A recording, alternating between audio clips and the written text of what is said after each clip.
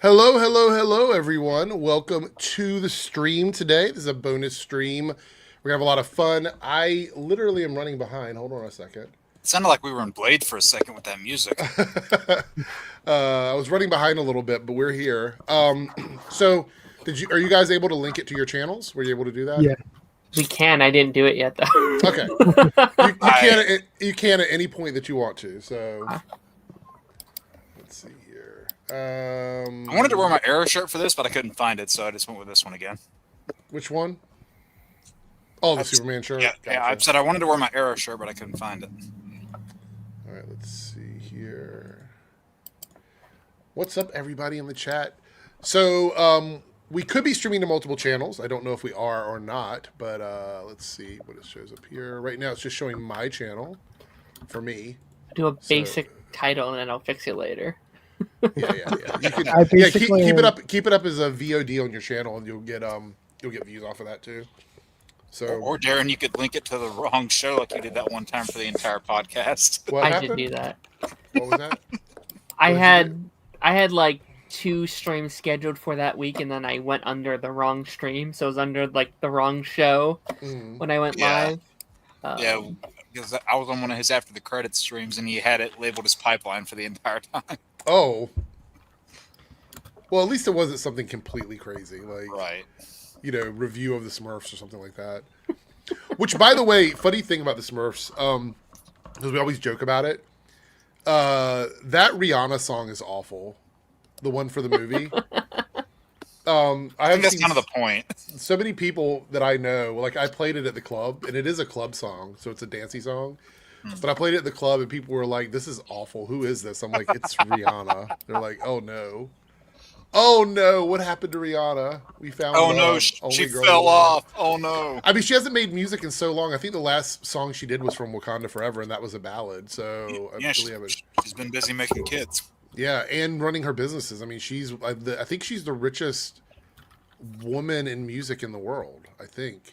Let me double check. That's accurate. It's either her or Beyonce, but let me check. I think it's her. Now I'm curious.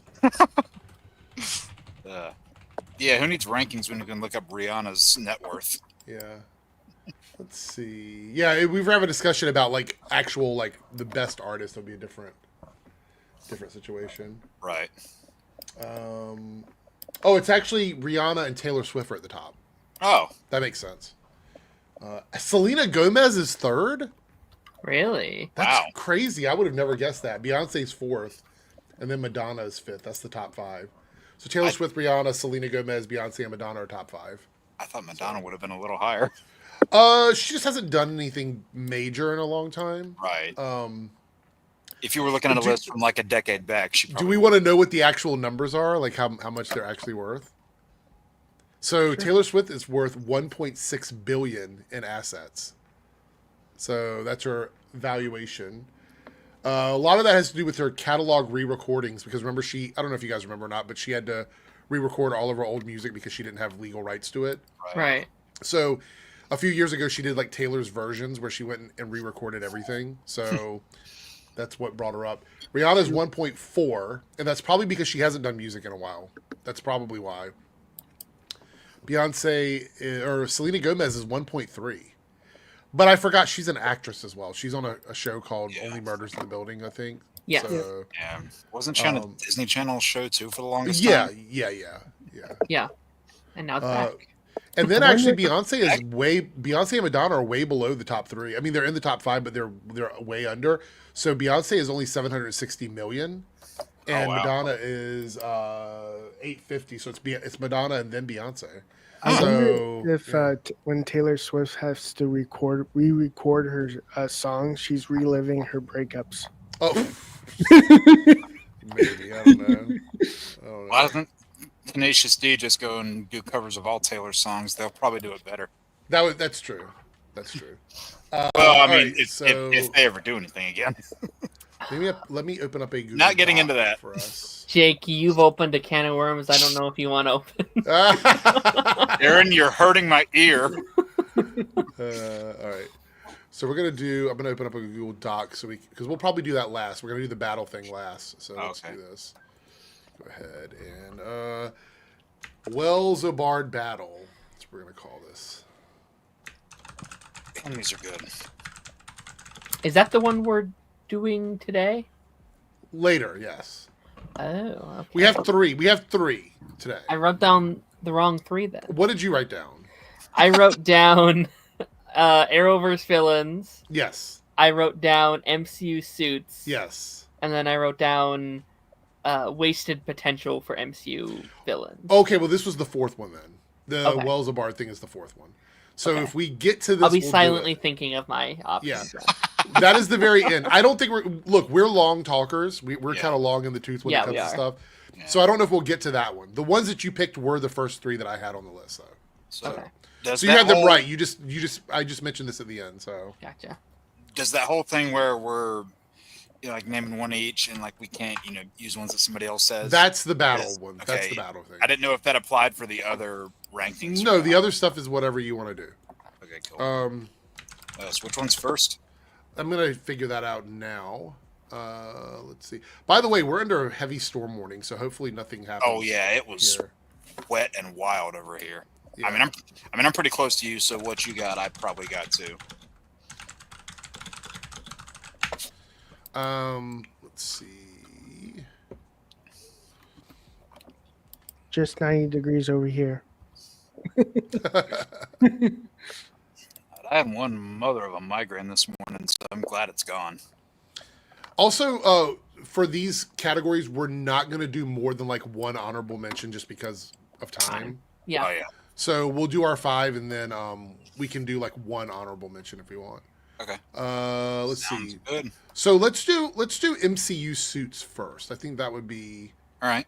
fun. Does everybody have their list for that? Yeah. Yep. Sure do. Yes. I will say that one. God, I don't know what happened just then. I will say the MCU one took me the least amount of time to come up with. The other ones were harder. Why is that? What was the reason for? I don't know. I mean, so the one that took me the longest, aside from the battle, was Arrowverse villains. Like I Right. really had to sit and think on that one. MCU costumes. I mean, I've already got costume videos kind of like planned out for the future, talking about those. So I kind of just looked at that document before I was like, okay, what are the ones that I talked about here? And then I just plucked that list over. Oh, Yeah. Also, is that a Dark Phoenix shirt? yes. Nice. Yeah. I couldn't tell. I was like, is that Dark Phoenix or is that Goblin Queen? I couldn't tell. Let's see. But granted, I don't even know if they make Goblin Queen shirts. Probably not, I- but I bet they Good. do now. Yeah. They probably do now after 97. well, Yeah. there might be. Yeah, I was gonna say there might be a version of it from '97, like the one that she wore in the comic book. I Yeah. mean, the cartoon. We have a. I've mentioned this before. We have a T-shirt printing press here at the house. That's So cool. we usually like when we're doing. This isn't one of those shirts, but if I want to do something that I can't find, I just like make my own. So There you go. it's kind of the way it goes. Oh yeah, okay. So Naruto, here with a $5 super chat. Thank you, Naruto. Trailer for an Invincible fighting game dropped a couple of hours ago. Yeah, we're gonna watch that because I didn't. It's a Sunday. I was like, what could possibly drop on a Sunday? And then I It's saw the this. game, the Yeah. upfront Fest. thingies, right? Yeah. So we'll watch that just because I want to see it. But yeah, I was thinking we'd do this on a Sunday because there'd be no big news dropping, and then that dropped, and I'm like, well, I guess we'll have to watch that because Right.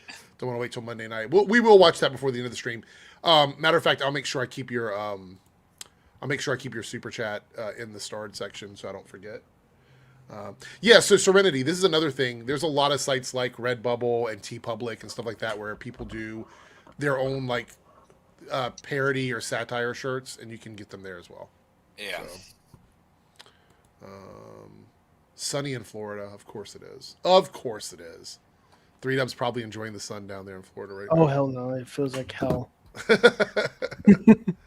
All right, so we're going to do it different today. We're not going to start with me. We're going to start with Darren for this Hey, category. Whoa. Yes, for Whoa. MCU suits. So We're not going to do any. Instead, I was thinking we could pull them up, but then I'm thinking if we do that, that'll take forever. So we're not going to do that. We're just going to talk about them, and then people in the chat, if you want to look them up, you can. So we're going to do 5. Are you doing them in any particular order, or just 5 that you like? Not any particular order, although I do think this first one I'm going to mention would probably be my favorite, or one of my favorite out of these. Okay. I'm going first because I have a feeling a lot of people are going to have this as one of their favorites. All right, so pick the one that you really like because it's good. That's what's going to happen. So go ahead. I'm going with the Spider-Man No Way Home final swing. The way they the bright red and the bright blue and just the way he's swinging. Like, to me, that is like, I finally saw Spider-Man on screen. Like, how I visioned Spider-Man, I was like, that's him. They got it right. Holy shit. And there's rumors that they're not going to be changing it, that he's going to keep it around. Please do not get rid of that suit. I will cry. I will cry. You can have some alternate, other suit sometime during the movie, but for the majority of Spider-Man 4, I need him to wear that suit. I really do. The only thing I want to see outside of that is the black suit. Yes. That's fine 100%. Too. Yeah. I honestly hope, because of toys and merchandising, that they don't slightly alter it and make it more, for lack of a better term, MCU-y, because it is a comic book accurate suit. Right. And we're going to be talking about a lot of suits that can be slightly over designed. That's just the way it is with the MCU. But that suit is perfect. There's nothing that needs to be done to that at all, in my opinion.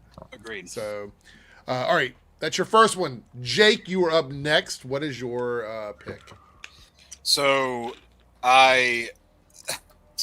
Darren did take one of mine, but that's fine. Let's go. I have a feeling I might have one of his on here. Oh. And payback is fair. Payback, yeah. I'll go ahead and say this one. This is, I guess you could say this is my least favorite out of these 5, but I still absolutely love it.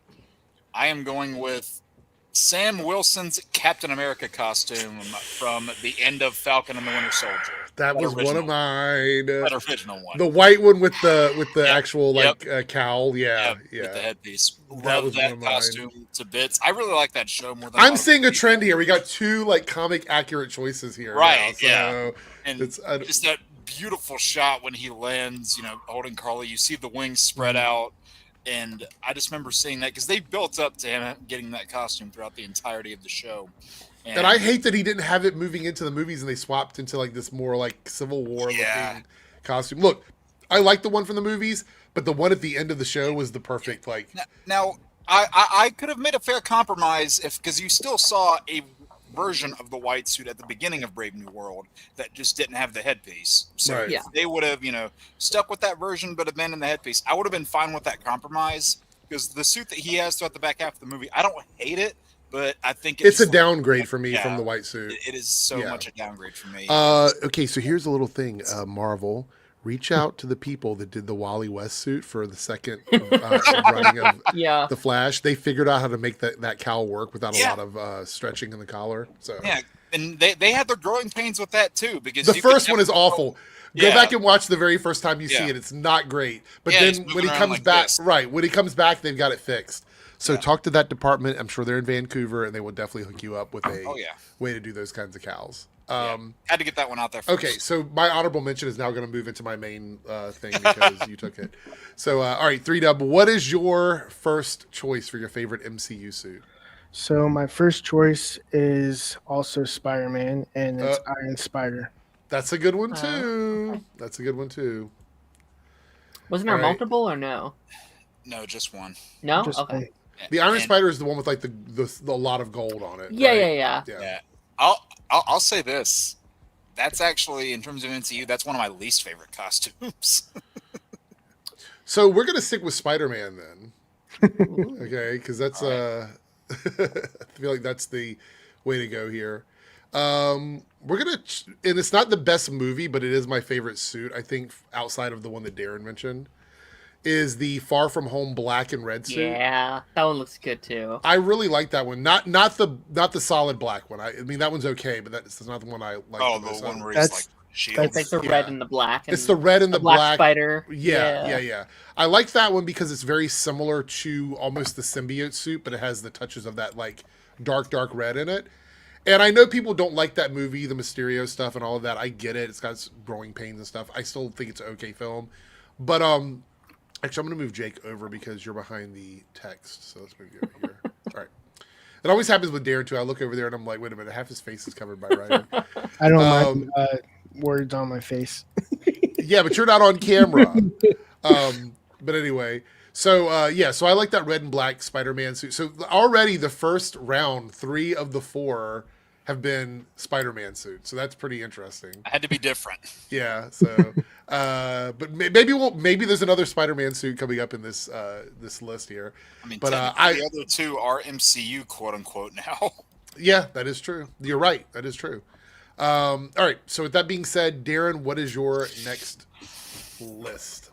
My next list, and just to battle Jake, I am going to do the Brave New World white Captain America suit without the goggles.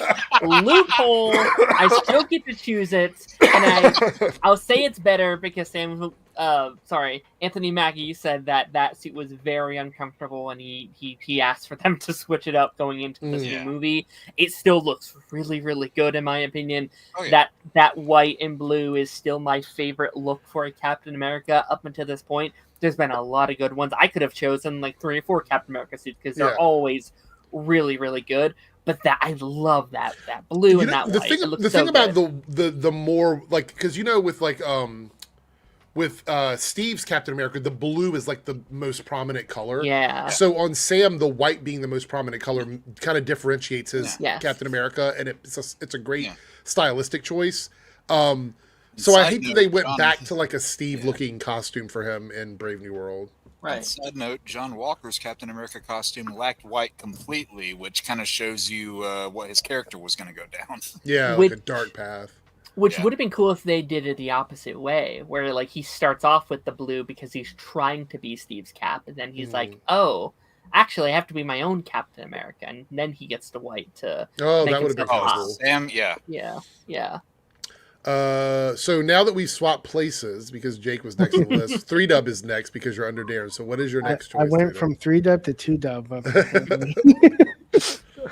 My next one on my list is Deadpool. Oh, that's a good one.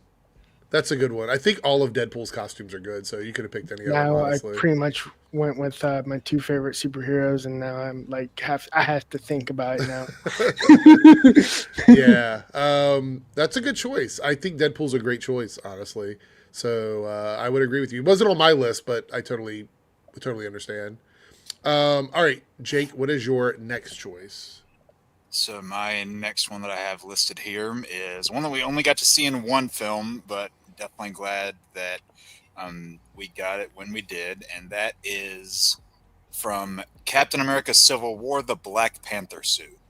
And I think Civil War? Yes. Yeah, that's the best Black Panther suit. I think Black Panther looks his best in that film. Yeah. Just the way that the cowl is shaped, the design pattern, the grid pattern that you can see on Black, how he's got a little bit of the necklace, but also the gauntlets have a unique design because post-Civil War, the arms don't really have that much of a design on them, and just the little silver things that almost kind of act like fangs.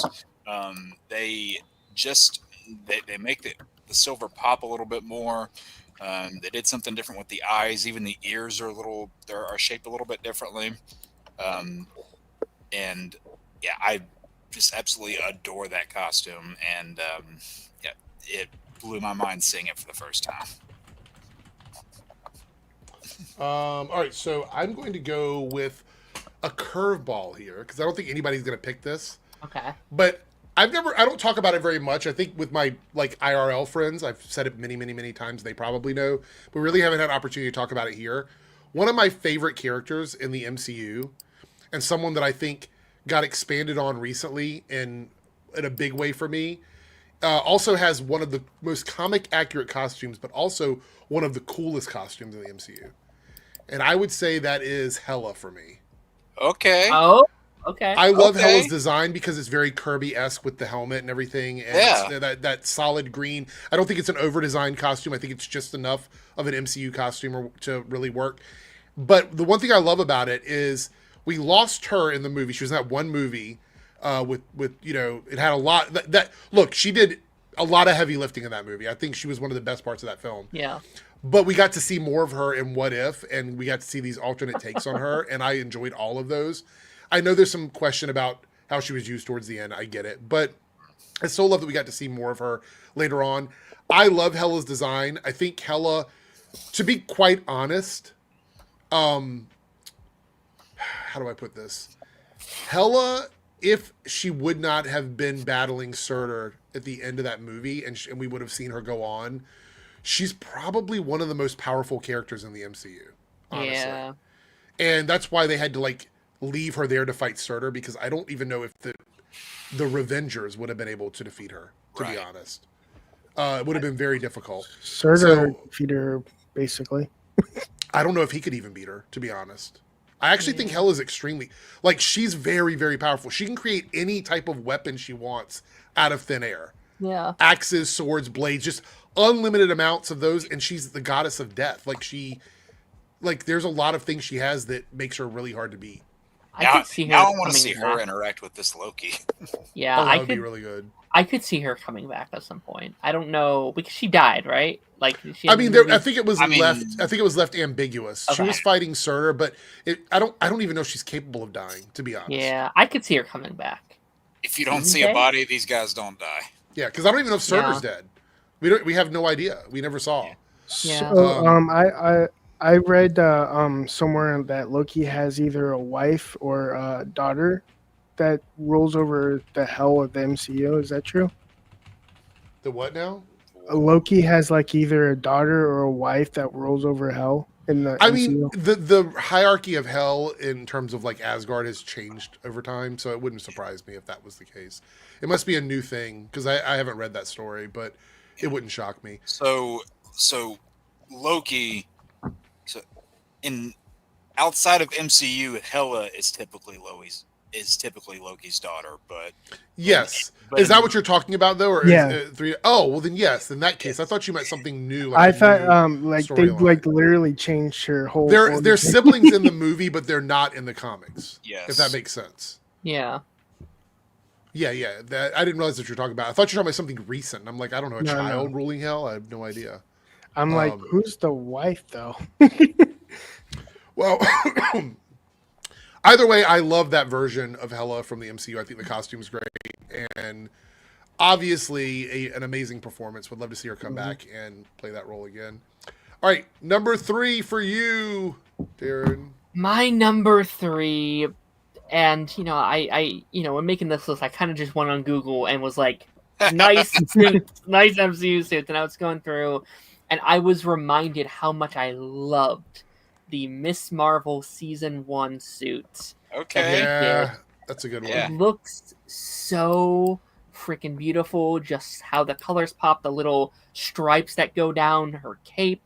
There's that scene, I think it's the season finale, when it's her and her dad. She's in her suit, and her dad's sitting there with her, and they'll just have the city lights shine on it. And I remember thinking in that scene, this might be one of the best suits the MCU has ever done. And then going into the Marvels, I was like, that's not a bad suit. It's fine, but it's such a downgrade in quality comparatively to the season 1 suit. Same thing with Sam. Exactly. I hope it's very silly. How did the show suits beat the movie suits? That's because they peak so hard, and then they realize, oh shoot, we need more money, so make them new suits, and they cannot compete with what they've already done.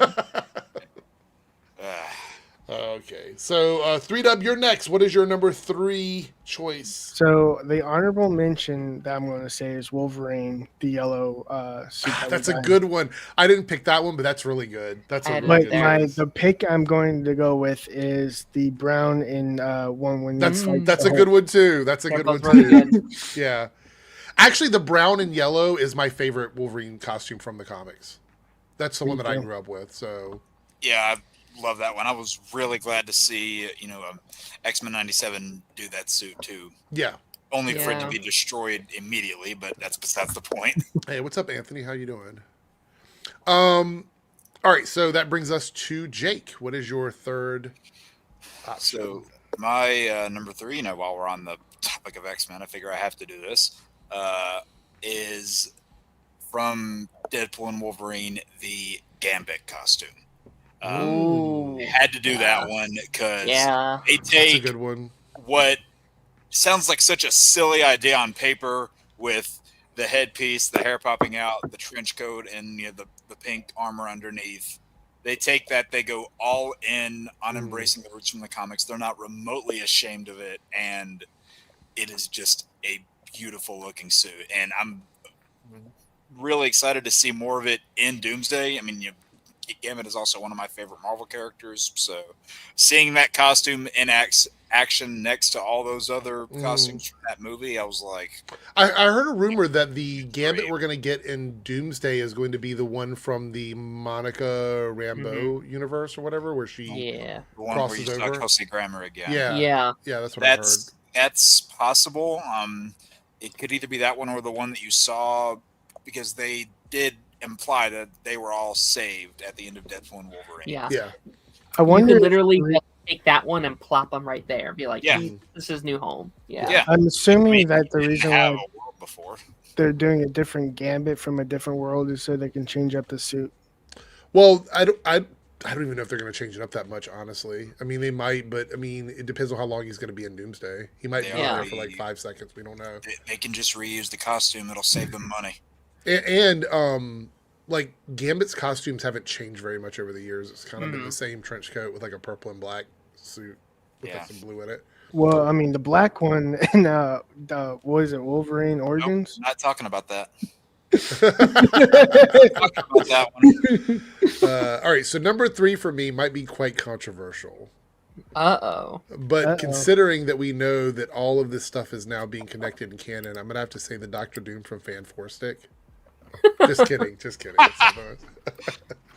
I was like, wait, I have to go look at that. No. My ears were burning. That thing had a costume. Yeah. So mine is, we're going to move to Iron Man now. There's a lot of options for Iron Man because he's had so many suits. Oh, yeah. The one that I like is like sort of nostalgic for me because growing up, Iron Man wasn't one of my favorite characters, but I did read a run where he wore the red and silver suit. Okay. So I believe it's the Mark III. Is it the one from the racetrack? Is that the Mark III? No, the Mark III is the first red and gold suit that you see. So it's the Mark IV then? I think so, yes. I tried to find, I was like, which one is this? It's the red and gold suitcase suit from the racetrack. Yeah, that's 4, I believe. Silver Centurion. Right. Okay. That's my favorite Iron Man suit because it is one of the coolest ones. Let me tell you, like, I love nanotech, and I know it's really easy for them to, like, make it work. I also like the practicality of the other suits where he has to get in the machine and then it kind of connects. Yeah. It feels more authentic. Right. And then we get the ones that kind of fly in and connect to him. There's nothing cooler than the suit up scene with that briefcase. That is the coolest thing because he just kind of like sticks his hands in it and then it twists it and then it comes onto him and everything. I love that suit. It's one of my favorites, but it also got destroyed so quickly because of Whiplash. But yeah, I mean, very cool suit. Obviously, it was only useful for a moment because he had all the. It's the Mark V. Okay, thanks, Cody. Yeah, it's what I thought. Oh, 5. Okay, so yeah. So because shortly after that he had the pieces that would fly to him, so he didn't really need the suitcase suit anymore. But for a moment in time, when he had to face off against Whiplash, Elon was in that scene where the suit was.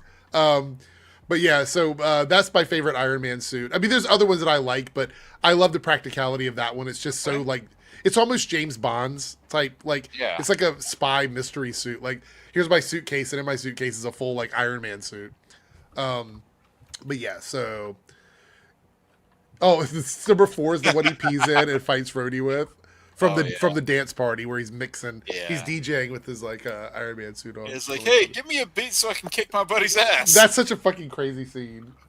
It's so stupid, but it's funny. It is. All right, so that's my number 3.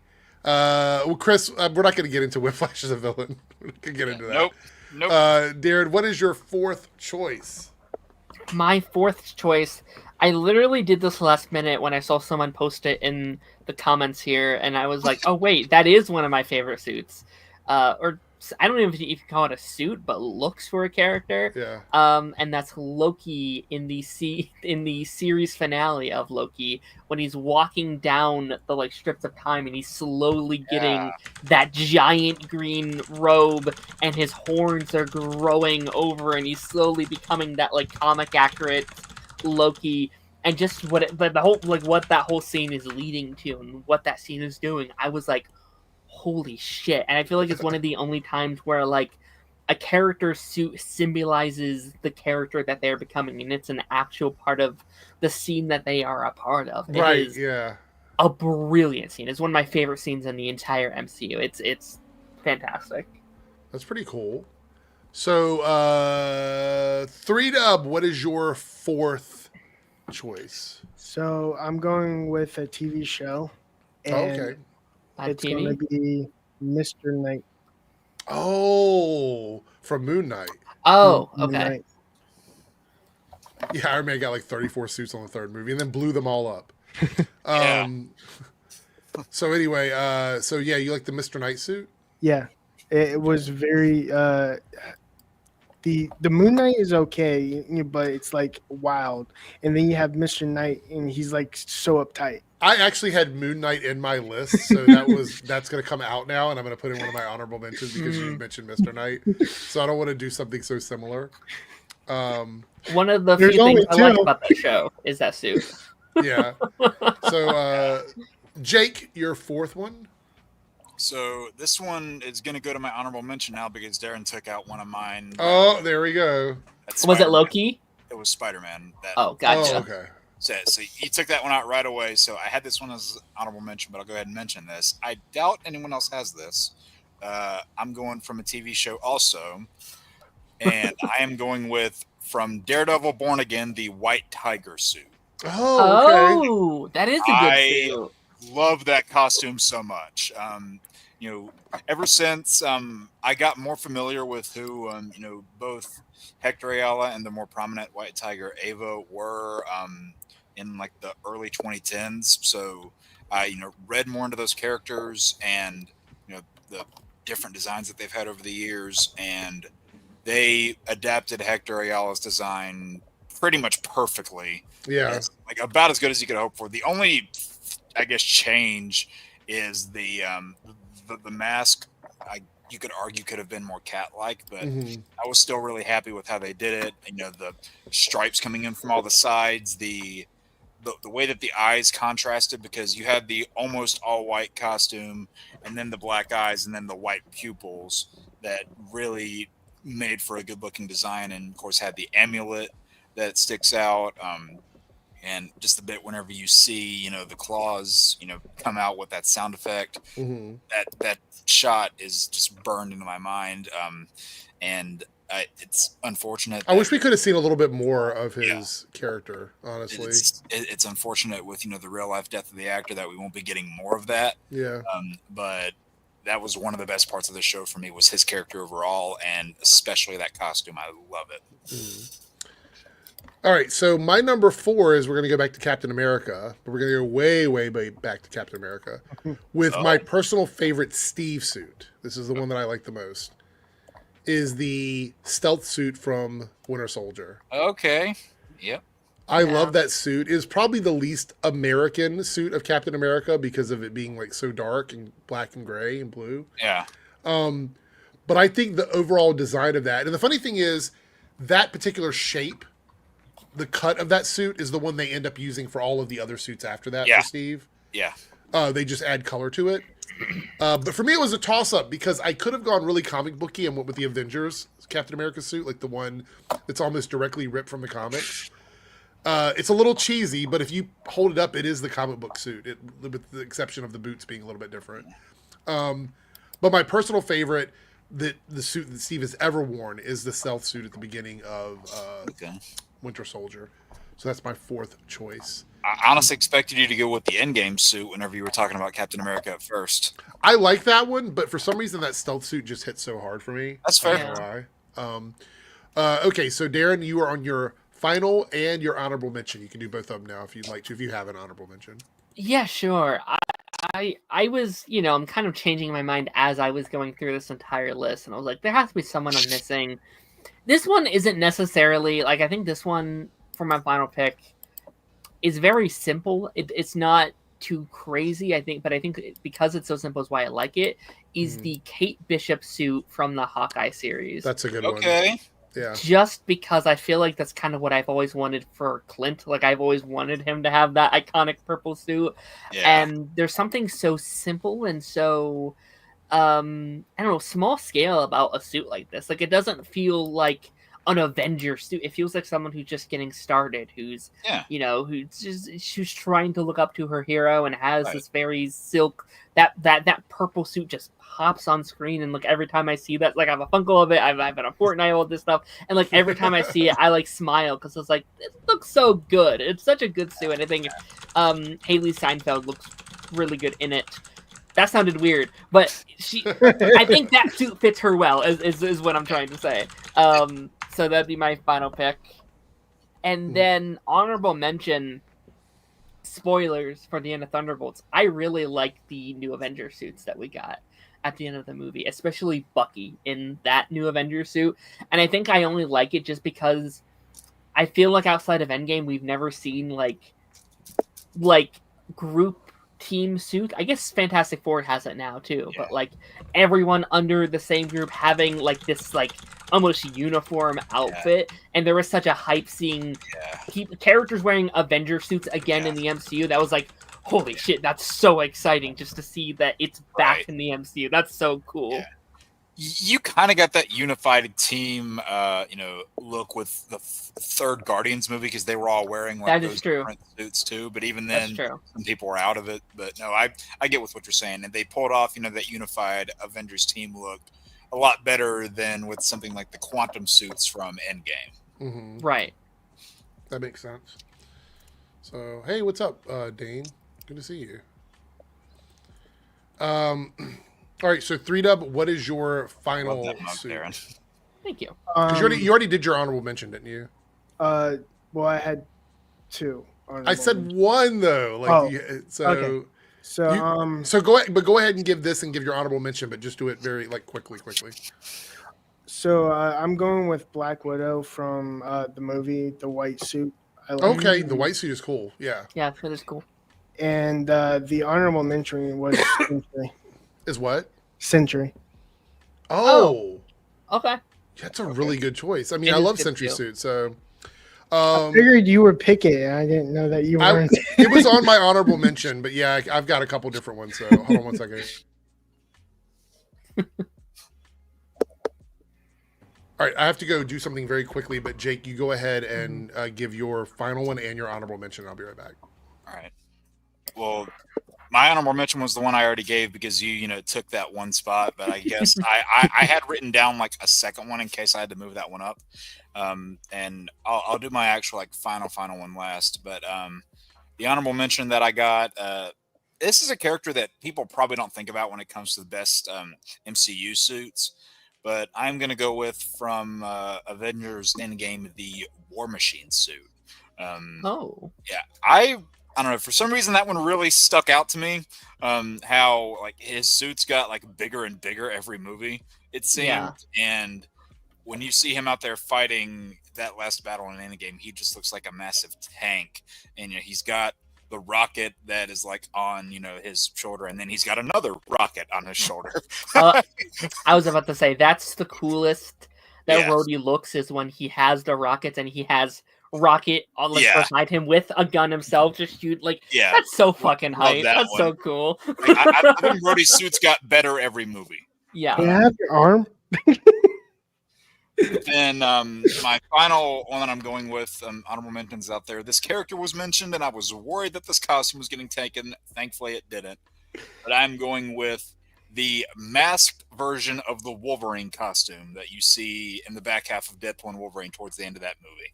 Of course, a lot of cheers came in from the audience whenever you finally see Hugh Jackman put that cowl on. And they took something that looks ridiculous on paper and concept, but they made it work. they made, they probably were inspired a little bit by Deadpool's costume, but they made the white eyes work in live action. They made it absolutely work. And, the reason why they were able to get away with not doing that for so long is, let's face it. I mean, Hugh Jackman looks badass in just a tank top and jeans. So they strayed away from giving him proper costumes for so long. But, they finally gave him that cowl with the sleeveless look too. The only thing I would have changed is I would have kept the shoulder pads, but for some reason they removed those. Like if they would have just removed the sleeves but kept the shoulder pads, because they did it in official merch, like you can see official merch of that design. But I cheered so much at that moment and was just loving seeing it in action that I had to put it there. So I don't know if you heard all of what I said, Eric. I heard the whatever you were saying just now. If you said something before that, then I didn't hear it. So my final one was the masked version of the Wolverine suit. And then my last honorable mention that I threw in there was War Machine's suit from Endgame. Okay. All right. So here are my final selections. And I tossed around my honorable mention a little bit because I have so many great ones that I want to mention, but we have to just narrow it down.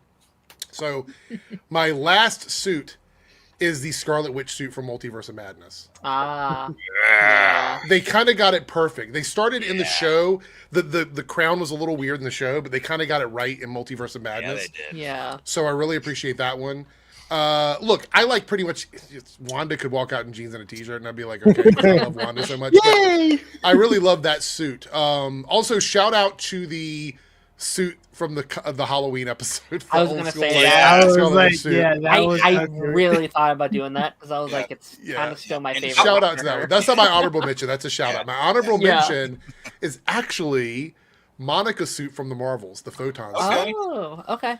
That one is so comic booky to me, and I can't wait to see her come back in the Doomsday Secret Wars movie. So yeah, those are my choices. So I think we did a great job on that one. Everybody had their opportunity to get theirs out there. So since we're going to break up, because I know we have another MCU category, instead of doing that directly after this one, let's go ahead and do our Arrowverse category so we kind of break it up a little bit in the middle. Before we do that, though, should we watch this trailer for Invincible, or should we wait till the end to watch that? What would you guys rather do? It's your call. I'd like to get these done, because if we don't get to the Invincible trailer till the end, then we can kind of just rush We through can just it. do it later on. Yeah. Okay. So let me go through. All right. I could be very greedy here and say I'm going to go first because I know that these Arrowverse villains are going to be it's going to be very high priority for some people on what choices they pick. Yeah. So what we're going to do is I'm going to pull up the little dice roller thingy, and we're going to see who gets to go first, because I feel like this is going to be one of those like contested things where everybody's going to pick. All right, let's see. Here we go. There's one that I really hope I get out first, and then others that are like deeper picks that I feel like people might not have. All right, here we go. So Let's I see. purposely went a different direction with mine because there are the ones that are everybody's favorite, like it's Right. everyone's all-time favorite. So I went more not obscure villains, but ones that I don't think anyone else are going to pick, or I don't think people are going to pick. All right. So, I kind of did that too. I only stuck with one of like the top ones because I legitimately had to. Okay. yeah. So I'm going to roll for me first. This is me rolling. Remember, we're going to go in order of highest to lowest, okay? I rolled a 9. Oh shit! Pretty good. All right. This is going to be Darren's roll. Okay.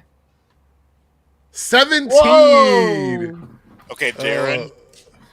Be nice, Darren. Be All right. nice. It's time for 3Dub's roll. Here we go. 12. So it's going to be Darren and then 3Dub, then me. And here we go with Jake. Why am I last? How did I end up last? Is that you jinxed karma? yourself. You Is that jinxed karma for me saying I could go first? And then fate came in and said, well, by the way, no, you're last. So the orders, it's... I swear to God, if you two take the one from me before I get it. All right. So we're going to go, it's going to be Darren. Wait, hold on. 3W, you were third, right? Second. Yeah. Or second. It's the same way it was last time, I'm pretty sure. Really? Yeah. Yeah. Me, 3Dubs, Jake, you. Okay. All right. So Darren goes first. We're doing Arrowverse villains here, so I feel like there's going to be a lot of battles over who's going to pick what. I'm not going to do mine in any particular order because I just didn't feel like ranking them that way. So for me, it's no particular order. If you guys are doing a particular order, just say you're doing a particular order. Mhm. So, Darren, you're up first. Yeah, like I said, like I went more obscure. These aren't my favorite list necessarily, but villains I do like that I think don't get talked about enough. So Jake, I think you'll be good. I also picked one from each show, so I don't have much repeat here. All right. First off, I'm starting with one of my favorite villains from Supergirl, Okay. played by the fantastic Sam Witwer, Agent Liberty from season 4. Okay. Holy crap, that man killed it. He kills it in every role he's in, but I think he really season 4, I think they really set a new precedence for Supergirl that they could never live up to. Like they set the bar on a whole new level and they were like, "Oh, that's way too high. We can't reach that again, unfortunately."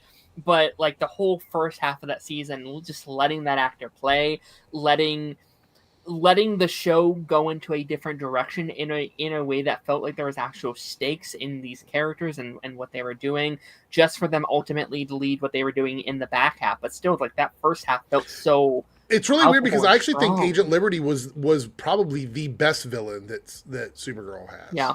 Next to maybe Rain in the beginning. Yeah. That, like, not to steal from people later, but like that combo of Rain, Agent Liberty, Lex Luthor was such a good era. Yeah. Like they were on a roll there. If Lex wouldn't have appeared past Crisis, he probably would have been a lot better remembered. Yeah, Well, probably. for sure. Okay, so 3Dub, you are up next. So I think I have a color scheme going on, but my first one is from the Crisis on Earth X, and that was Tommy Merlin as Prometheus. What? Okay. That's a really random choice, but it's good. Because I know that someone's going to say the other Prometheus. Yeah. But Tommy was an interesting choice because it was unexpected. That was such a cool way to tie it in, honestly. I thought about doing that entire team of villains because they were fantastic. The Overgirl, Merlin, obviously Thawne, and then the Nazi Oliver Queen. That was such a good combo of villains. Yeah, it was 100%. It's like the evil Justice League. It was so great. Yeah. Okay, so Jake, what is your first choice? All right. So most of mine, like I said, are less talked about ones, but I'm just gonna get the slightly more obvious one out of the way, just because I am. What is it? I am going with Deathstroke. Okay, not that one. So I will say I had to. Season 2 is my favorite season of probably all of the Earth Prime seasons together. Maybe my favorite DC CW season period. I have a lot of nostalgia for that season. Me and my brother would watch it repeatedly over and over, and one of the things that made that season was Manu Bennett as Slade. I've also met Manu Bennett in person. He's a hell of a guy.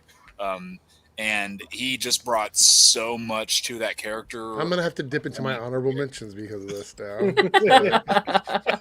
Hey, you took some from me in previous rankings. So, anyway, I had to. The range, just that scene at the end of the season when he's in the cage and you hear him yelling behind the cage door. He's like, "You think I won't get out of here? I keep my promises." That just makes my skin crawl. And even past the point when he was a main villain, he came on to the show later seasons. He was still just as badass as he was then. Loved the anti-hero journey they took him on. Was upset we didn't get to see more of him because of the whole Warner Brothers BS blacklisting thing, but thought he absolutely knocked it out of the park in the role. And I will say, out of all of the highest villains that are up here in that totem pole, Deathstroke is the only one that I have from that category. So okay, so people were probably a little more safe. All right. Now that I have to add somebody else into mine, my first choice is probably my favorite villain on The Flash. Okay. And I know what it is. I've talked about this a lot, so it's probably not a big secret. But I think it's the best evil speedster on the show in terms of a one-season character that came back a couple of times. But that would be Teddy Sears as Zoom. That's why I didn't pick him. So the reason why is I think, for me, season 2 of The Flash is a perfect season of television. I think that that season alone by itself, just as a beginning and ending, is it's the season that set up all of the mystery that the Flash had. Really, all of that ongoing theory stuff. A lot of channels that did Arrowverse content blew up because of seasons 2 and 3 of the Flash. Yeah. And season 2 started sort of pushing that along. I think the most terrifying thing we ever saw in the Flash was him dragging Barry through the street by his head. And I will forever remember that scene. I actually chuckled at the fact that Welzabard actually commented on the fact that he stole the playbook from him about becoming a friend of the Flash team. And No, it was very samey with him in season 2. But I think the reason why is because they wanted to recapture what season 1. Look, season 1 of the Flash is a perfect standalone season. Season 2 of the Flash is a perfect standalone season. But they share some similarities. I think Zoom is just a darker villain in terms of the creepy factor that he brings to the show that Welzabard didn't have. Yeah. They put to bed the thought that a second evil speedster who's faster than Barry would not work. They put that thought to bed. Yeah.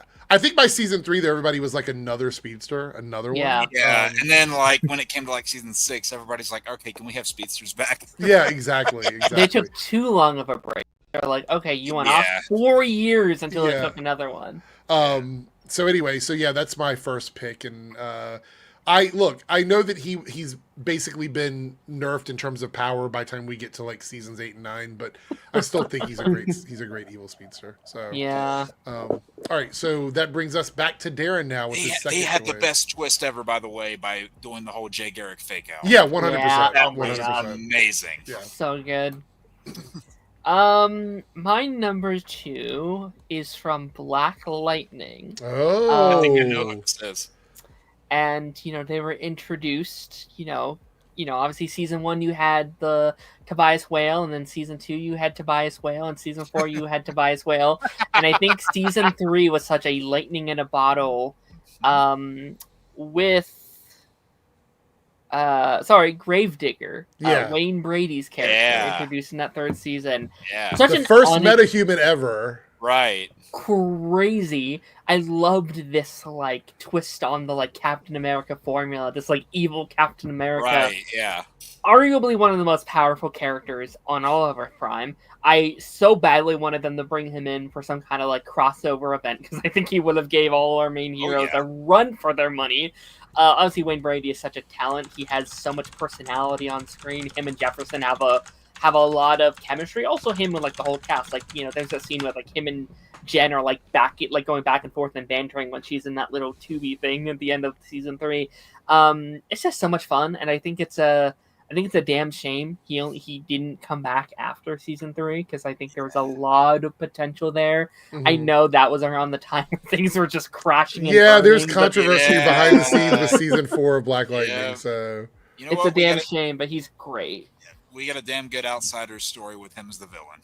Yeah, for sure. Yeah. All right. So next up, 3Dub, what is your next choice? So I'm going to Arrow this time, and I'm going to be choosing Malcolm Merlin. Oh, Dark Archer. That's a good choice. Okay. I knew someone would. Yeah, Malcolm Merlin's great. I would actually say that he's one of those characters that just got better over time, too. I think he became a better character over time. I just realized that. I think he was very different in Legends, but I think on Arrow, he had a really good run. I just realized I got the whole family as villains. Tommy Merlin as a Prometheus and Dark Archer. Yeah. I don't know. He kind of fell apart in season 3 for me from a planning standpoint, because the whole plan of pitting Oliver and company, I didn't even mean to make that joke, but pitting all of them against the League of Assassins, after Oliver's fight with Ra's on the Mountain, there shouldn't have been any conflict with them, but they kept on going this whole thing of, hey, we need to save Malcolm to save Thea, and then it kept going on. Convoluted. I actually think the reason why they did it is they didn't want to get rid of John Barrowman. No, they really liked him on the show. I can give them credit for that. And whenever we saw John Barrowman towards the end of season 5, I thought he was great there. From an acting standpoint, he was always on his game, but I feel like the writing with him was a little flimsy in later seasons. Hedgehog Nerd, we're ranking our Arrowverse villains right now. So that performance from him at the end of season 1. I think it's one of my favorite performances in like all of the Arrowverse. They deserve to die. Yeah, like Tommy's like, Yeah. so what? They should all die? Yes, the way she died. It's like, Damn oh, it! God. Yeah. Oh, that was unscripted, by the way. Oh, Yeah, so good. I hate that he's been canceled because he's such a good actor. He's Yeah. Wait, for what? just being hard to work with on set. From what I Yeah, understand. it's not one of those like canceled because he did some like major thing. It's like small things. It over seems like he's time. just an asshole, is what it Yeah. ultimately comes He's down. basically Ruby Rose. He was. I mean, maybe that's because he was at a public event. But I mean, he seemed like a lot of fun when I met him. He's fun Sure. in public, but I think behind the scenes he's a problematic That's person. fair to work enough. with, so. He's a diva. Yeah, I mean that's essentially what it is. 100%. All right, Jake. So, what is your second choice? So I am going to pivot to the Flash for this one, and this is. I feel like a villain that doesn't get talked about nearly enough, and in my opinion, definitely one of the best villains they ever had. That is Bloodwork. Oh, very Yeah. good one. I that one. thought that they definitely knocked it out of the park with the first villain in Eric Wallace's run. That's also the only villain I think they nailed it with in that run. But he was a very new character coming off of the Flash Rebirth comics at the time, and just his whole story of like, because they tied it into the lead up to Crisis, where Barry is accepting his what he thinks is his death, whereas you have Ramsey that's not willing to, and he just goes. He wants to help people at the end of the day, but he's goes into just the absolute worst way about it. I thought Sinha Ramamurthy brought a lot to it as an actor, and when you got to see him in his blood work form, which wasn't very often, but when you did get to see it, it looked really cool. And it brought a lot of horror elements, especially in like that first arc of season 6, and even he was one of the better parts of season 9. One of Eric Wallace's like diamonds in the rough of his run as the showrunner. And part of me is convinced that because of how good that was, when you look at everything else, I'm convinced that was probably a leftover idea from Todd Helbing. Oh, maybe because everything else after it was just like it's a night and day. Yeah. Absolutely loved whenever he came back, and like I said, he was one of the better parts of the final season. 9. It's really funny because I know that Andy, who still was streaming with Chainsaw at the time of like the end of Arrow or whatever, had a lot of connections with people like Eric Wallace in the industry. And whenever I invited him on, I always felt bad about criticizing some of those guys because I know that he was like buddies with them. And I always like, this has to be really awkward with him on stream with me criticizing it. But looking back at it now, I don't think Eric Wallace was the right choice as a showrunner for The Flash. No. I think he's a good writer. He doesn't know how to run the whole show, though. Like, I think he's a great ideas guy. And I think that really came through when it came to those, like, big events that he would do. Like, he was great with the crossover stuff. He was great with these, like, leading up to Crisis. It was great because it was part of this large event. I just don't know if he knows how to do those in-between arcs, and he doesn't fully know how to execute. I also think his connection with like pushing some of the side characters in weird ways, like Cecile and stuff. Look, I don't have a problem with them being there and supporting the show. I mean, I think that's the whole point of them being part of the supporting cast. It's literally in the title of that name. Yeah. But when you make Cecile like the most powerful character on the whole show, it's like, what are we doing here? Or an original character that you make up in the last season. Yeah. He did a great job when he was bringing in all those other characters. Like in that episode when you have those final 9 and 10, when you have characters like Henry Allen coming back in, when you have characters like Wells and Diggle and like Oliver. It's like, this is great. This is awesome. Why can't we do this every week? It's like, because this cast doesn't work. Poor Chester. I didn't want to turn this to a beat up Eric Wallace stream, but poor Chester, who I think had a lot of potential once Cisco was gone, got stuck in that Allegra storyline, and it's like, what are we doing with this? Speaking of Allegra, like that's the only character he created as a comic writer, and you could tell how hard he was trying to push her and make her more prominent as the show went on. So to be honest, like, as someone who has made up characters since I was a little kid, I've done a lot of that stuff, like creating stories that I've never made public, but things that I've written for myself and stuff. Yeah. Allegra is a boring character. Yeah. extremely boring. Not only in powers, but just in personality. And for him trying to like push her so hard on the show was such a boring character. It's like you have Chester that has a really cool power, and you take it away from him immediately, and he never has access to it again until the final episode. Yeah, it's weird. Yeah. It just was not good. But anyway, that turned into a whole rabbit trail. So Bloodwork is the second one I picked. Yes, good choice. I'm going to go with something very obvious, and I'm going to take it now because I have a feeling somebody else has it on their list, maybe possibly. Prometheus. I left it off on purpose. Okay.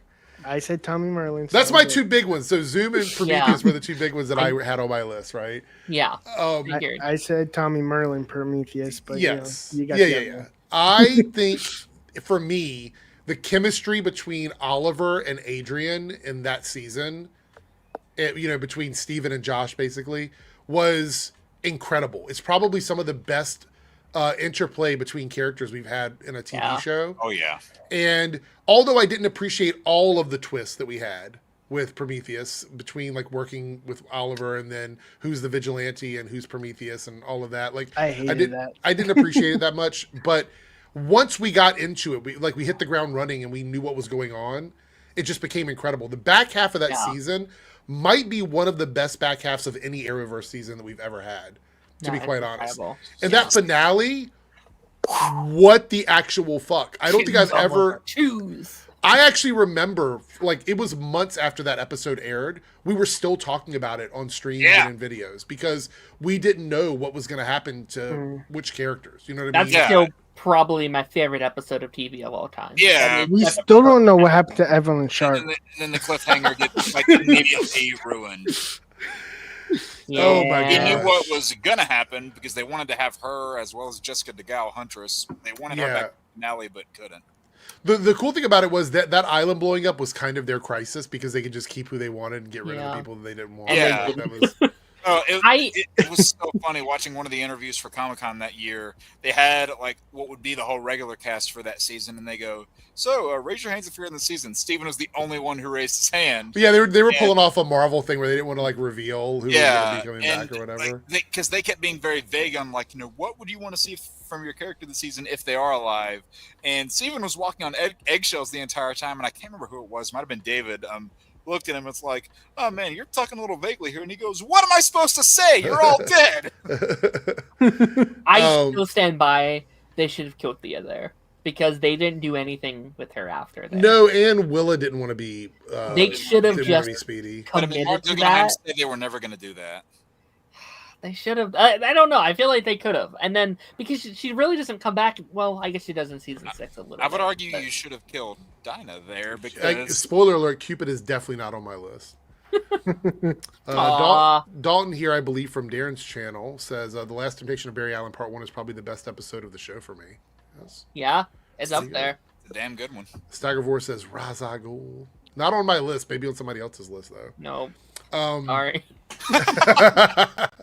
Anyway, Darren, third choice for you. You're number 3.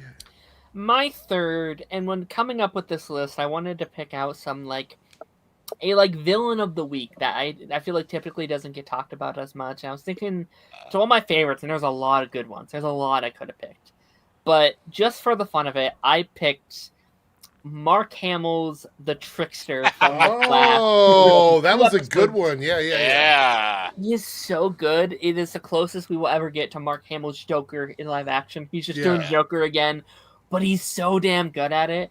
And I think him and Grant have such good chemistry. I think his like chaotic energy blended so well in those first 2 seasons with Grant's like, I don't know what I'm fucking doing. This is crazy. Right. Like there's that scene where he's like running around getting all the bombs and the bombs attached to him. He's running through. I don't know what to do. This is crazy.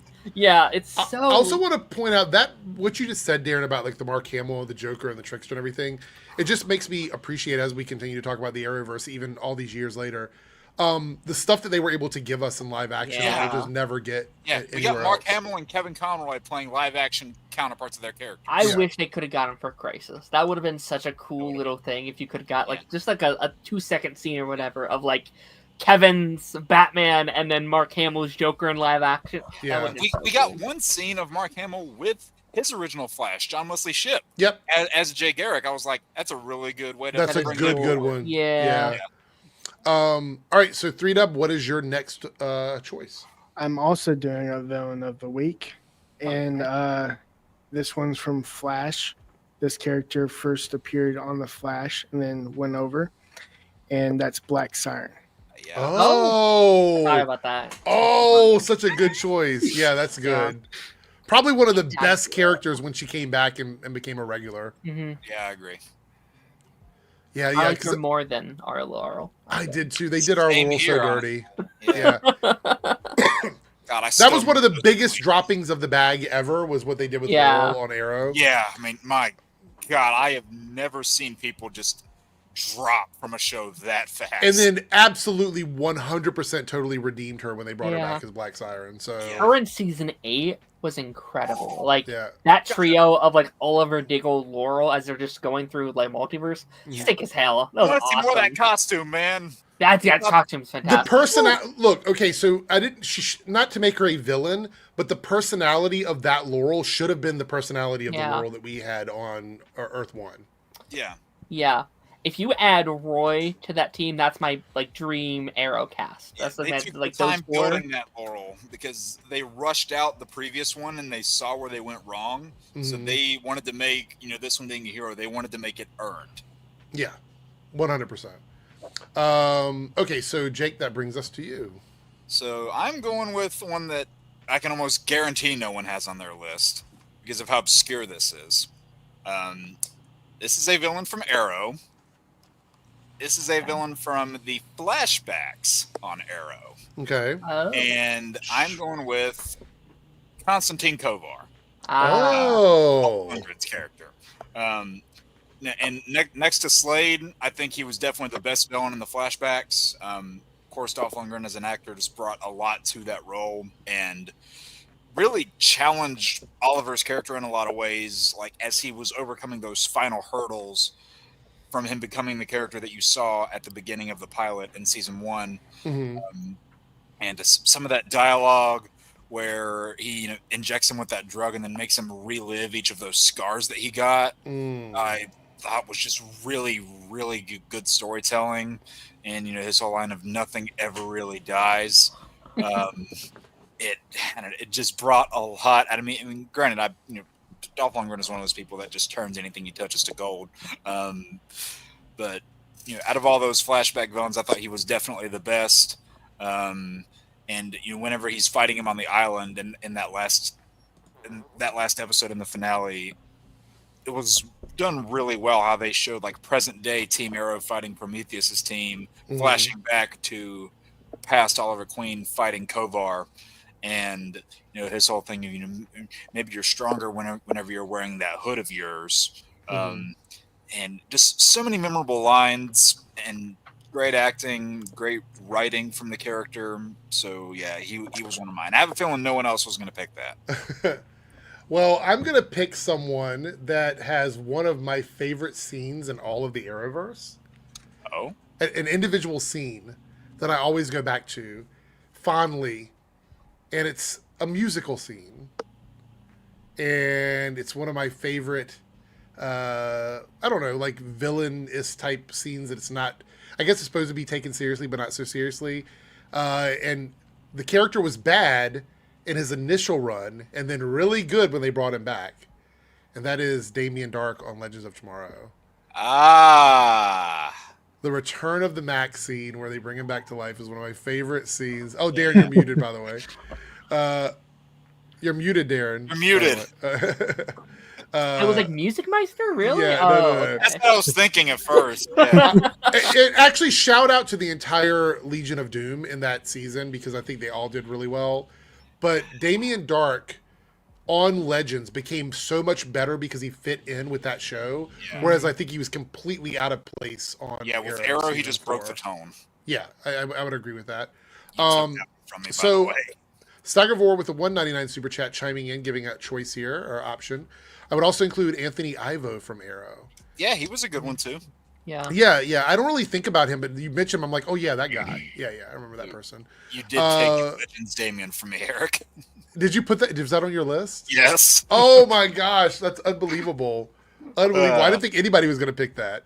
I was like, I'm the only person that's going to pick Damien Dark because nobody's going to pick this guy. No, I mean, if we're talking about Arrow Damien Dark, no, I wouldn't include Right. it. But Legends, I thought he was fantastic. Yeah. Also, Neil in that role is amazing. He's so good in that role. But yeah, so thank you for the super chat, Steigervor. Yeah, I'll have to go back. You know what? I need to do a rewatch of Arrow in general. I haven't rewatched it in a long time. I really want to do like an Arrowverse rewatch. Well, It's you might so want to get your long, watches in but- quick because at the end of the year, Arrow's leaving Netflix. Neil is a really good actor. You know why? How I could tell? Because I couldn't. I literally had to watch this movie 3 times to figure out he was in Captain America: First Avenger. Yeah. He was, Oh, yeah. he was one of the. right? He's one of the Dugan. freedom fighters. Yeah. He's Dugan. Yeah, that's it. No, he's great in that role, though. Like, you do forget that he's there. So, okay, so that brings us to, what are we at, 4 now? Yeah. Okay, so this is Darren's Final fourth one. In my final 2, and we're stepping out of Earth Prime a little bit, going over to the Superman and Lois Okay. for a little while. And I think I've talked about this on previous streams you've done, Eric, in terms of us talking about Arrow villains, or Arrowverse villains we like. And this character didn't get as much of my love in the first season that they appeared in, but in the second season they really upgraded to that. And that is Bruno Mannheim. Oh, Damn it. Jake probably picked that one too. Damn it! Damn it! Jake's list is getting decimated here. He's like, it's just. I thought I went safe. Love Bruno. I loved him so much in this final season because he's not really a villain. He's not a bad guy. Well, he's a little bit of a bad guy, right? But it's all done from a moral place and a place of wanting to do better. Yeah. And I like that he fundamentally changes who Superman is as a character. He says, hey, this is who you are, but I don't think you're doing it right. Yeah. You've been Superman for almost 20 years. This is your life. And what have you really done to save the world? What have you done? You're saving lives, but you're not changing them. So I love that you end the series with them being like, okay, tell us how should we do our job better? And he's like, I'm glad you asked. You and came back and asked him. Yeah, that was a great scene. That is what Superman is to me. It's like, okay, help me change the world. Listening to people, giving their input. That is so good. I love it so much. I don't know if Arrow's moving to HBO Max. HBO Max is kind of dumping everything, so I have no idea. I wouldn't be surprised if it ends up on Tubi or Roku, to be honest. Oh, God. Oh, no. I wouldn't be shocked. And then you have to watch it with ads, so you Yep. might get it now. Or go buy it. I think all those seasons are on Blu-ray and DVD, so you can probably go grab all the seasons. Damn it, Darren. Find a new one. Have All right, fun. so let's see if 3Dub can take one of Jake's list options here. So I doubt it. 3Dub, your number 4 choice? So I'm going 2 Legends this time. And I'm going with Black Flash. Oh. What a creepy character. So, you mean like the whole, like every time you see him, or is there a specific one that you're... Every time, basically his, how he like shows up randomly and how he's like chasing Thawne was like, I really enjoyed his making Thawne sweat. So for me, it was Black Flash because I knew you were going to pick Zoom. Right. So he was. So you were like, I'm going to pick the other version of Zoom. Black Flash. Yep. That makes sense. That last scene with Black Flash was pretty bad, though. All right, so Jake, what is your 4th choice now that you've had 2 things taken away from you? So, okay. I have a feeling that I'm safe with these last 2, but I don't know. Darren could sweep one out from under me. I'm going back to Arrow. This is my last one on Arrow. And I was thinking on this one. I was like, do I put this one here? Do I not? Like, do I actually like this one as much as I believe I do? Because this character definitely is a departure from their comic version. But I have Richard Dragon. Oh, okay. Definitely a departure from the comic version. But, I thought Kirk Acevedo brought a whole lot to the role as an actor. He had just this way about him that really made you feel uneasy whenever he was in the room, especially that scene where he kills Michael Erickson's character in the interrogation room. I thought that was phenomenal. I wish we could have gotten to see him more, because I really, I really liked what he brought. I just felt like he wasn't focused on enough. And then when you go into season 7, of course, he's obviously in the sights of everybody, plus also Laurel because of him killing Quentin. Very sad scene, but that final interaction with him and Oliver in the prison, and where they're talking in the phone booth. Is this one right here? Yep. And he's like, this time I'm going to finish the job. And Oliver just starts breaking the glass. Thought that was phenomenal. And the one thing that really kind of gave me a sense of how he was is that episode where they really dive into his backstory. And, he goes after that guy who bullied him as a kid and just flat out burns the man alive. And I was like, okay, so you have a character that is this unhinged that they're willing to take a childhood grudge and go to this extreme over it. So, and I was like, you know what?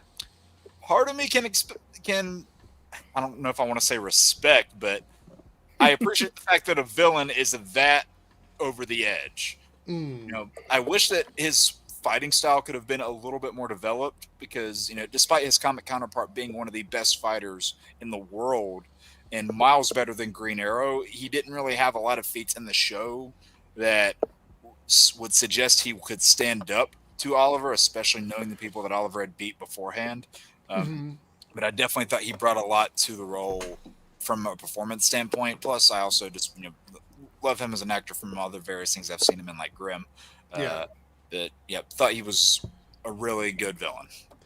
Cody says that they're probably going to be going to Tubi because that's where everything else is. So, oh God. Yeah. All right. My fourth choice, and I'm going to do my honorable mention here too because it's from the same show. So my fourth choice, I struggled a little bit between this and my honorable mention, but I ended up landing on this because it is my favorite season of this show, and that is season 2 of Stargirl, Eclipso. I love Eclipso as a villain on Stargirl. I think it's one of the creepiest villains we've had in all of the Arrowverse adjacent world. Just like a really weird character and unexpected, because I don't think anybody ever thought Eclipso would be coming to a TV show. They did a good job. My honorable mention is also from Stargirl, and that is Icicle from season 1. So I think Stargirl was just good all the way through. So I don't really have much to complain about. But I really like both Eclipso and Icicle, so that's my fourth and honorable mention. So. They went 3 for 3 with villains. Like I could have easily mentioned all of them, and maybe I will for my honorable mention. But every season they had banger villains. Yeah, each and every season. And I think every character, Stargirl has a unique thing where even though she's the lead of the show, you still felt like everybody sort of had something going on. So there was always a story happening. And unlike the Flash, that wasn't a problem. Right. Very, very much so. They did a really good job with it. So anyway, I would say that is my fourth and honorable mention. And if anybody else has an honorable mention, feel free to. What's up? So is there a blender in the background? I was wondering. I think it's outside. I heard it earlier, and I was like, "What is that noise?" I'll mute when I'm done talking. But I'm like, "What is happening?" Because I pulled it off. I was like, "What is that?" So I literally thought it was outside my apartment too. Yeah, that's what I'm saying. Anyway, so those are my fourth choices. So Darren, you're up with your last one. My last one. So help me God, Darren. Now, Eric, you got really close to naming mine.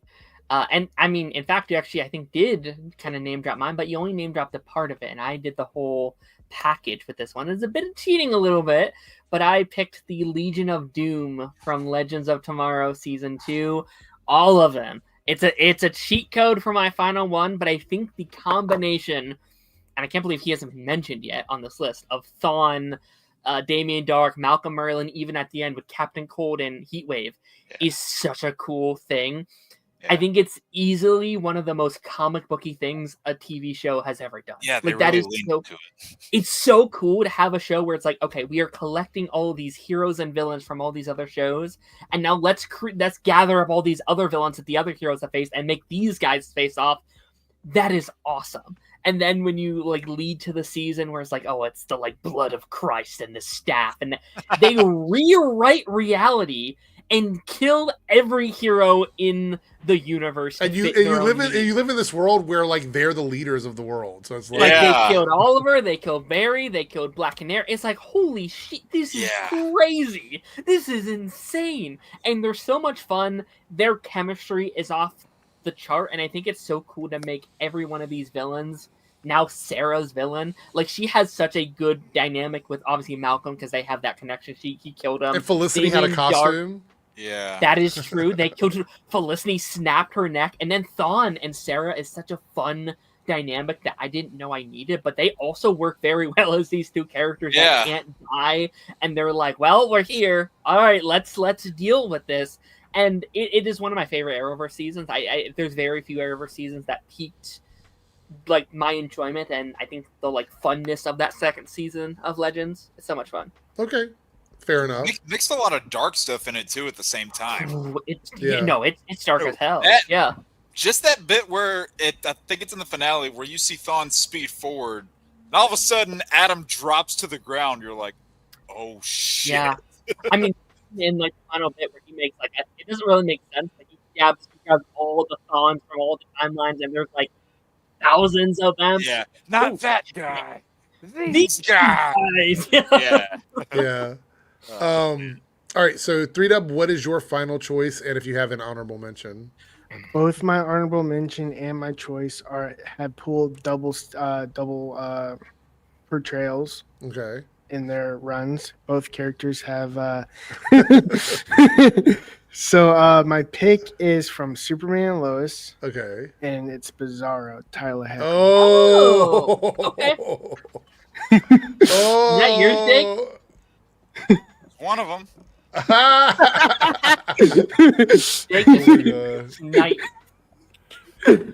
And my honorable mention is Deathstorm. Oh, okay. That's cool. I like his design. Yeah, the design was great. I did too. Yeah, I think that was that. Look, on a TV budget to do the skull and the flame and everything, it was like that's incredible. Maddie heavily disagrees with 3Dub. So which one? Yeah, which one of those? Deathstorm, maybe? I feel like that's a little bit of a hot take. That's why it's an honorable mention. I do agree. He looks sick as hell. Yeah. Can I go back just a second? I didn't do my... Yeah, go ahead, do your honorable mention. I didn't put him on here because I don't think he's had enough, but I loved Abracadabra from Flash. Okay. I thought he was such a fun villain. I like using him as David like Damascene or whatever his name is. His last I like name, using him as our like reference machine, our like teaser to be like, well. Everybody kept going back to what he said. They were like, well, he said this and he said that, and then he talked about this. He is one of the Flash villains I would have liked to have seen him as like a full season villain. Yeah. Like I think he's powerful enough to have that, but he's also not like a speedster villain. So like I would have put him on one of those non-speedster villain spots. I think that would have been cool. Maddie said Bizarro. Wait, hold on. He's the one that got the Doomsday, and Doomsday was pretty freaking awesome. That is true. He's the one that killed Maddie Superman. said, I actually forgot about the Doomsday stuff. Yeah. So. That scene at the end of season 3 when Lex is like murdering him over and over again is... Alice was good silhouette animator. I agree. She's not on my list, but I agree she was good. She was the best part of season 1 of Batwoman, in my opinion. So, because that was one of my things, I'm going to dive into that quick and just expand on it. I had Doomsday in there as my final one. All right. Not the honorable mention yet. I'll name that one in a second. But they took, what is typically like a raging, hulking monster and actually made it into a compelling character. Mm-hmm. And like the bits in the season, especially in season 4, where you see he recognizes, Lois, sees her face, and beautifully ending it off to where you have that Doomsday at the sun scene where he lets Superman push him into the sun. I thought that was beautiful. And also, just mention this too, the fact that you got Doomsday in like half of the season of a budget cut CW show looking fan-fucking-tastic appeared like 4 times. And yet the big budget movie version looks like dog shit. That is so embarrassing. You know what's funny Anyway, too? hold on. Okay. The other person I'm going to talk about too with honorable mentions. This is one that I thought might have been mentioned, but I decided to put him on here just because he didn't appear very much, which was again because of budget. But my honorable mention was Gorilla Grodd. Yeah. Yeah. I would have liked to see him as maybe like a crossover villain because you see him in like that superhero Fight Club video that they did. And you know, I liked what he brought to the Flash in the seasons where he appeared. He appeared like for the first 5 seasons. I think it was once per season. There might have been one season in the middle where he didn't appear. Yeah. But especially that fight you have with him and King Shark was awesome. Just you see 2 big giant. It was essentially a quote unquote Godzilla vs Kong fight. Essentially like a version of it. But, Obama. Oh God, I forgot about that. Tried forgetting about that. Thank you. But you know, just love how they kept bringing him back, and whenever you hear his voice, it created a sense of dread on you. And whenever he would mind control a character, it would take a second because said character would act out of character, and you're like, why the hell did they do that? And then you remember Grodd is around. You're like, oh, that's what it is. So yeah, love how they did that. And then, like, when you get to all the Gorilla City stuff in season 3, that was really cool too. So, just because he's one of my favorite villains for like a team of superheroes to face, like a Justice League, had to throw him in there for that reason. And So, go through that. To go on with what Doomsday did it's kind of crazy how when Pedro dies in the second episode, you lose half your audience. But when Superman dies in the second episode, they stick with it because he's coming back. Well, I mean, to be fair, the show is called Superman and Lois, so I don't think they thought he wasn't coming back. Also, they didn't need the ratings; they were done. Yeah. Also, I want to point out that the Doomsday fake out ended up being real from Superman and Lois. What fake? Because Bizarro was faked out to be Doomsday when he first appeared. Yeah, because he shows up in the containment suit. Right, but then by the end of the show, he is Doomsday, which I think is really a cool follow-up on that. Yeah, so it wasn't really a fake out. Like, it was a fake out, but then it wasn't a fake out. They were just leading up to it. And that tells you that the whole, turning another Kryptonian body into Doomsday concept can work. Right. If you decide to do it, there's just certain ways to execute it better. Yeah. So we're on me. I'm the final one here. And I'm going to pick something that nobody would have thought about picking. Oh, wow. Completely off the radar. And that is Eobard Thawne. I was waiting for it. I was like, if we end this and no one picks him. I like both of them. I guess Welzabard and Eobard both. But I would say if I went with one out of the 2 that I think had the most meat on the bone, it would obviously be Welzabard because he had the most time with our characters. But Matt Lesher's so good in the role. So Matt Lesher to me is actually Eobard. He plays Eobard very well. Whereas Tom Cavanaugh is obviously a blend of the 2 characters. I really liked his episode where he came back as Eobard, the actual Eobard, and you saw like what came first, the chicken or the egg scenario of if you kill him now, what would happen? And apparently, a lot of stuff can happen if you trap him. Yes. I love Tom Cavanaugh as Thawne in season 1, but I think bringing his Thawne back, I think every season after season 1, not only did it not make sense for him to play the character outside of that time period, but I honestly think it kept detracting from him, honestly. Let's see here. We're going to roll dice. Especially in the finale. All right, so... God. Yeah.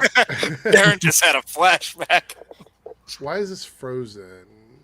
Speaking of flashback, though, that flashback episode where Barry goes back to season 1 for the first time and sees that Thawne, already knowing who he is, brilliant stuff.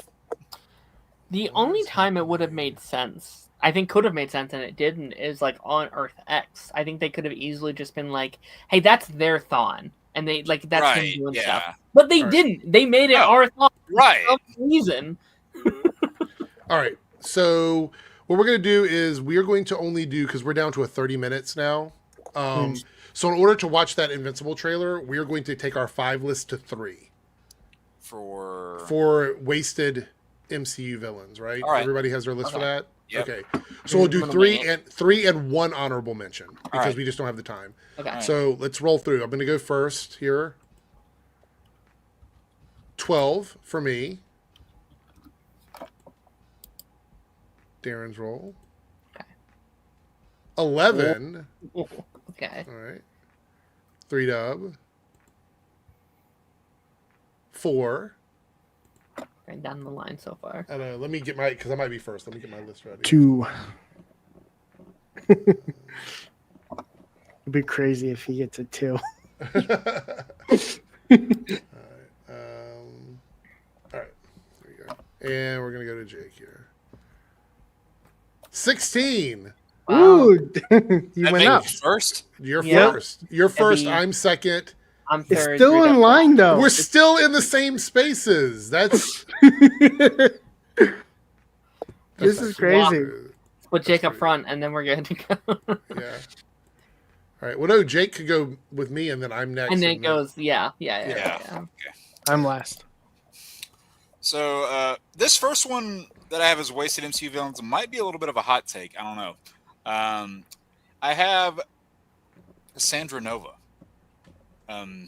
Okay. And I thought Emma Corrin brought a lot to the role as an actress, but that character just felt very flat to me throughout that movie. I think it was probably the weakest part of the movie just from a writing standpoint, because you didn't really get a sense of why she did what she did, and they repeatedly make the case of, like, she's so bad, she's so evil, and they repeatedly say, oh, well, she's just evil, nobody really knows, or I wish I knew I was like this. And that just felt very lazy to me, because that wasn't the focus of the movie, clearly. Like, the focus was the hijinks between the titular characters, Deadpool and Wolverine, and it just didn't really, I don't know, like I said, I liked Emma Corrin's performance, but from a writing standpoint, I think that Cassandra Nova had a lot of wasted potential.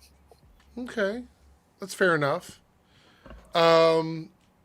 She's not on my list, but yeah, it's good that we're not. So we'll see we only have 3, so we'll see if anybody overlaps with anybody else here. Mm-hmm. All right, so my first choice is these aren't in any order for me, by the way. No particular order. Would be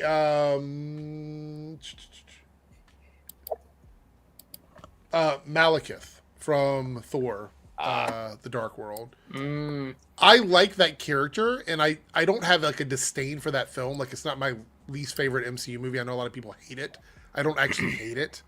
But I think they could have done more with the character. It felt like there was a lot of moving parts in that movie that did not involve that particular villain. So why is Darren smiling? I'm worried now. I didn't realize I was smiling. That's why I started chuckling. Yeah. Didn't even notice. Sorry. So I wish we could have done more with that character, and the idea of the Dark Elves seemed like a very cool concept. Something that the MCU could have really capitalized on. And it felt like we just wrapped up that story very quickly and never went back to it. So I would love to see more on that. We'll never get it. I mean, let's be clear, we'll never see that again. Yeah. But I feel like it was just totally a wasted storyline for them. So I guess that means it sure go Darren, right? Weren't you next on the list? Yeah. No. I am going the goddamn scrolls from Secret Invasion. Just as a whole, like, there is so much potential, and technically you still could. It's not technically too. You're just late like a if you whole wanted race. to. Like, I'm just gonna be The like whole thing. Like, I feel like they should have been Avengers villains for me. They're like, I think the potential that you could have done with the scrolls and really capitalizing on not knowing who is who and really bringing up the like trust issues you can have between our characters. I always, when that arc, like when that series was announced, I was so excited because I thought back to Earth's Mightiest Heroes and what they were able to do with that show. And that is still some of my favorite Marvel content I've ever seen. Like, that might be something like one of the hypest arcs in Marvel like media of all time. And I think back to stuff like Agents of S.H.I.E.L.D. and what they were able to do, not with Skrulls, but with their LMD arcs, and like how they were able to do a story arc like that, and like what they were able to do on like half the budget and without any of the heroes or the availability. Like, they did so much with so little. And then I'm like, man, I really after Secret Wars, I would love to try it again. Just do Secret Invasion had the budget.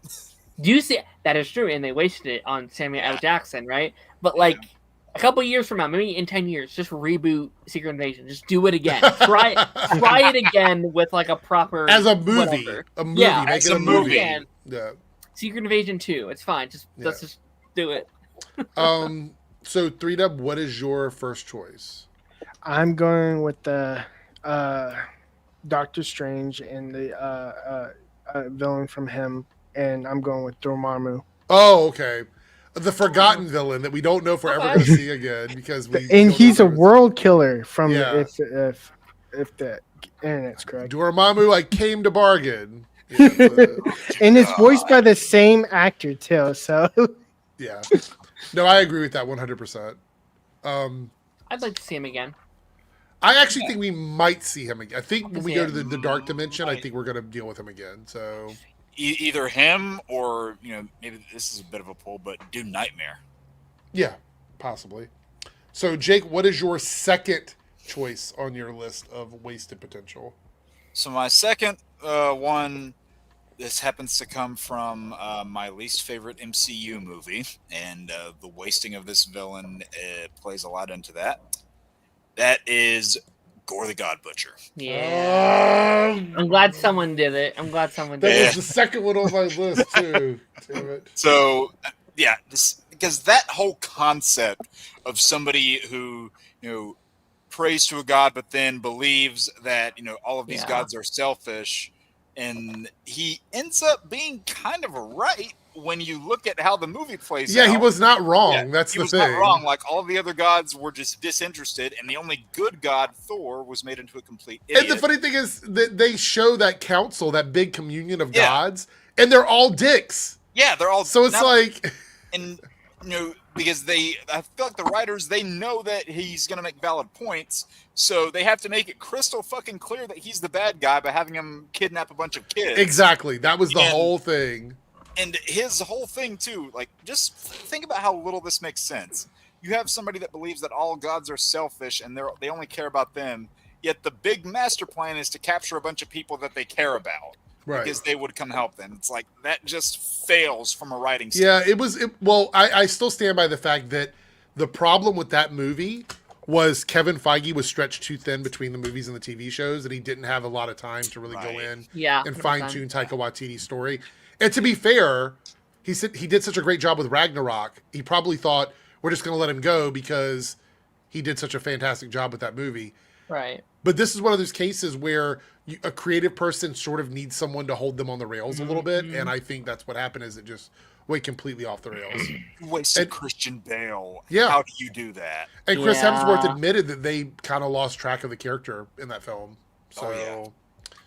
also wasted Mighty Thor, Jane Foster. I feel like Yeah. she should have been a much bigger character. Yeah. Look, I will say that her storyline was probably the best storyline in that movie, but that's not saying much considering how bad the movie was, in my opinion. That movie's great on paper. It's Yeah. like a fantastic pitch. Yeah. It's also due to Sony having aspects of that story. Really? What aspects of it? Of the God Butcher story? Really? Oh, because of Venom. Yeah. The connection to the Venom. symbiotes. Yeah. That does make sense because of the all black sword. Yeah. Yeah. That makes sense. All right. The Necro sword. All right. Well, you took one of mine, so let me pick another one here. All right. Okay. We're going to go back to Doctor Strange, one of my favorite characters in Yeah. all the MCU. You picked Dormammu. I'm going to pick Baron Mordo. Yeah. Yeah. What a fantastic character that could have been a returning thorn in the side for Doctor Strange that was like, I'm going to stop all magic users from abusing their power, and then literally disappears until we see a variant of him in Multiverse of Madness, which it's great that it's a variant, but we never really got back to the other Mordo. And Yeah. that was the teaser for the end of the first movie. And now we know that the Dark Dimension is probably going to be the premise of the third film. Right. Are we ever going to see this character again? As of right now, I'm going to put him down as a wasted potential character because we don't know when we're going to see this character. And if he does come back for Doomsday, he's most likely going to be an anti-hero, someone that's working with Doctor Strange or against Doctor Strange, because in the actual storyline, Doctor Strange is a villain. He's helping Doom for most of that storyline. So Baron Mordo would actually no longer be a villain at that point. He'd be working on the side of the good guys. So again, a wasted potential for like an anti-hero villain. So that's my second choice. So let's move on to Darren. Where are you at now? My second one, and this is a good villain, actually. This is, I think, one of the more popular villains of his era, over on those shows, going back to the Netflix era of shows. A villain I like quite a lot, but I wanted more of him, was Cottonmouth on... You mean really, really good. Really good character, and then it killed him halfway. I was like, what? What are you doing? He's so good, and could not get into the back half. The back half, like, it was good still. The main story was good, but I was like, man, I really like this guy. The villain was so much worse. Oh my god, what, like, the unexpected storyline, but unnecessary. They could have just kept him in, and I'm like, what the hell? And then, like, all the cast have, like, said since then, like, yeah, we shouldn't have done that. Yeah, no, 100%. Good. So good. All right, so 3Dub, what is your second choice? So I'm going with Guardians of the Galaxy, Ego. Okay, and why do you think he was wasted? Do you think we should have seen more of him, or I think we should have had like more of him and not just basically have a. He felt more like a plot device, like he was sprinkled in the first one, but he was like. It felt like it should have been more something more. He felt like he didn't like have a real connection to Peter Quill, other than the fact that he's his father, and it felt like very undermined. In the comics, Ego is kind of like is always present. I don't think they've ever, in any of the stories I remember, they've never like killed. They also killed him off really fast. Yeah. That's a like when you look at the MCU. Excuse me. A lot of the issues is just killing off villains instead of stopping them. Mm-hmm. Like you don't have to like kill them, lock them up, put them in another dimension, something to stop, like temporarily stop them so they could come back later. Right. But there's that. All right. So what we're gonna do is with our third choice, we're gonna do one honorable mention. So Jake, give your third choice and then one honorable mention for your final ranking here. So I'll say the honorable mention first. On this one, it's where like I really have two honorable mentions that I just want to quickly throw out. But well, if you can be quick about them, go ahead. So okay, the two quick honorable mentions I have. Excuse me. First one is Red Hulk. Thought we could have gotten more from that character. I think he was in the wrong movie, unfortunately. But Universal's never going to give the rights away. They're never really going to play nice with that. And also went down far too easily, in my opinion, just because they wanted to set it up that Sam had something to prove that he could deal with this alone. And the second wasted villain, I thought this was going to go in my number 5 slot, but I ended up just putting it here. That is Taskmaster. Yeah. Good choice. Yep. Hey, okay, good. I got one of Darren's. But if we end up seeing a prime and true, like proper Tony Masters Taskmaster, I actually think we will. I'm hoping we will. But the version we got, especially just in Black Widow itself, not even counting Thunderbolts, where spoiler, went out pretty quick. She was on my honorable mention, so I'll just leave her out. But yeah, the concept was cool, and while Taskmaster was masked, it worked. But then as soon as they took the mask off, everything fell apart. I think there could have been a much better storyline if Taskmaster would have actually just been Taskmaster from the comics in the movie, like as a for-hire assassin or something like that. It would have been so much better. And then my last one, that's actually my last one, not honorable mentions. This is we're supposedly getting this character reintroduced. Hi, Ronan. We're supposedly getting this another one reintroduced in some way, but just because of I really wanted more from this character. Ultron. Oh my god, that was my third one. That was mine. That was my third one. Now I'm decimating everybody else's list. but no, I just while I enjoyed him in that movie, there was just like totally wasted opportunity to bring him back. Ultron should keep coming back over and over and over again. Ultron could be the villain of his own saga. Like that's Well, how we do know that we're getting Jocasta in Vision Quest, so there's We a are, possibility yes. that we might see some Ultron stuff there. But yeah, and like the whole thing about Ultron is, he can always come back as long as there's enough of him. And I feel like in that movie they just made him too much of a comedian to the point where it was hard to connect with him. It's like, okay, there's points where he's coming across really threatening, has compelling lines here and there, but then it's intercut with a little too much comedy.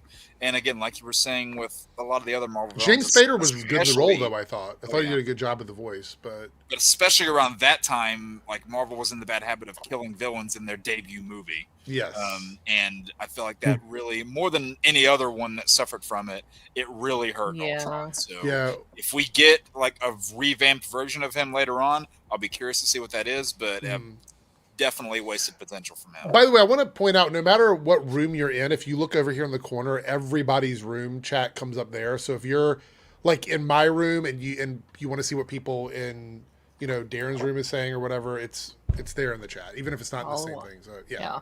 Right over top of 3Dub's face.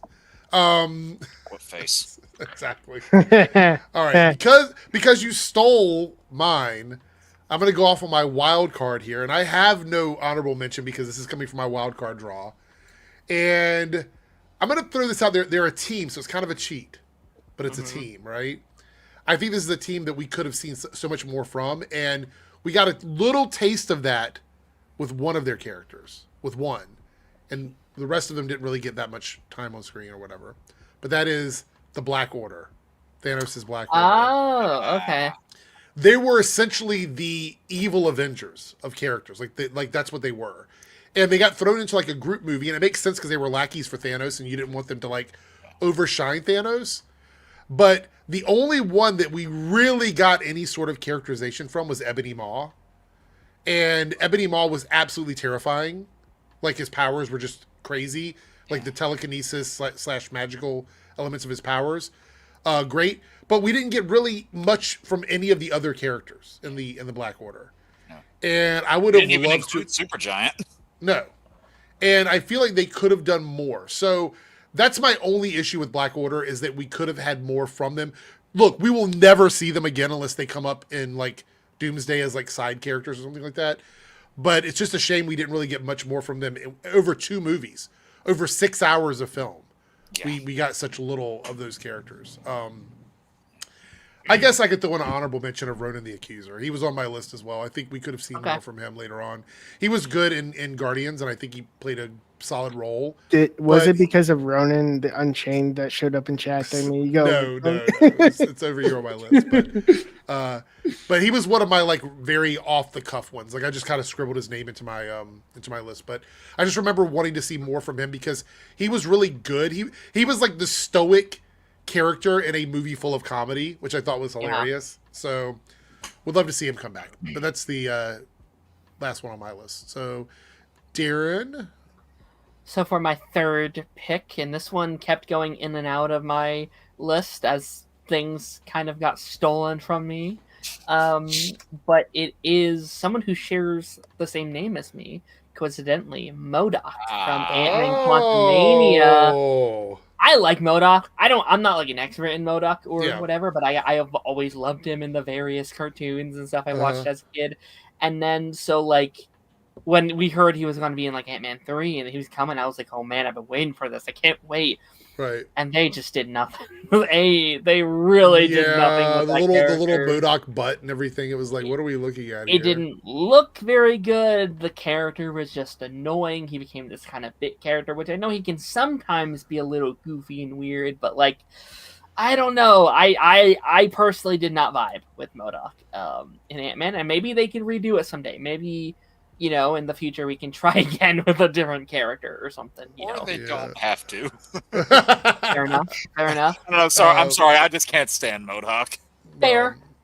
Again, I'm not an expert. Like I only know of him. Well, I mean, at the very least, if people don't like him, they could have made the character likable for the people that do like him, and they didn't even do that. What about Yellow Jacket?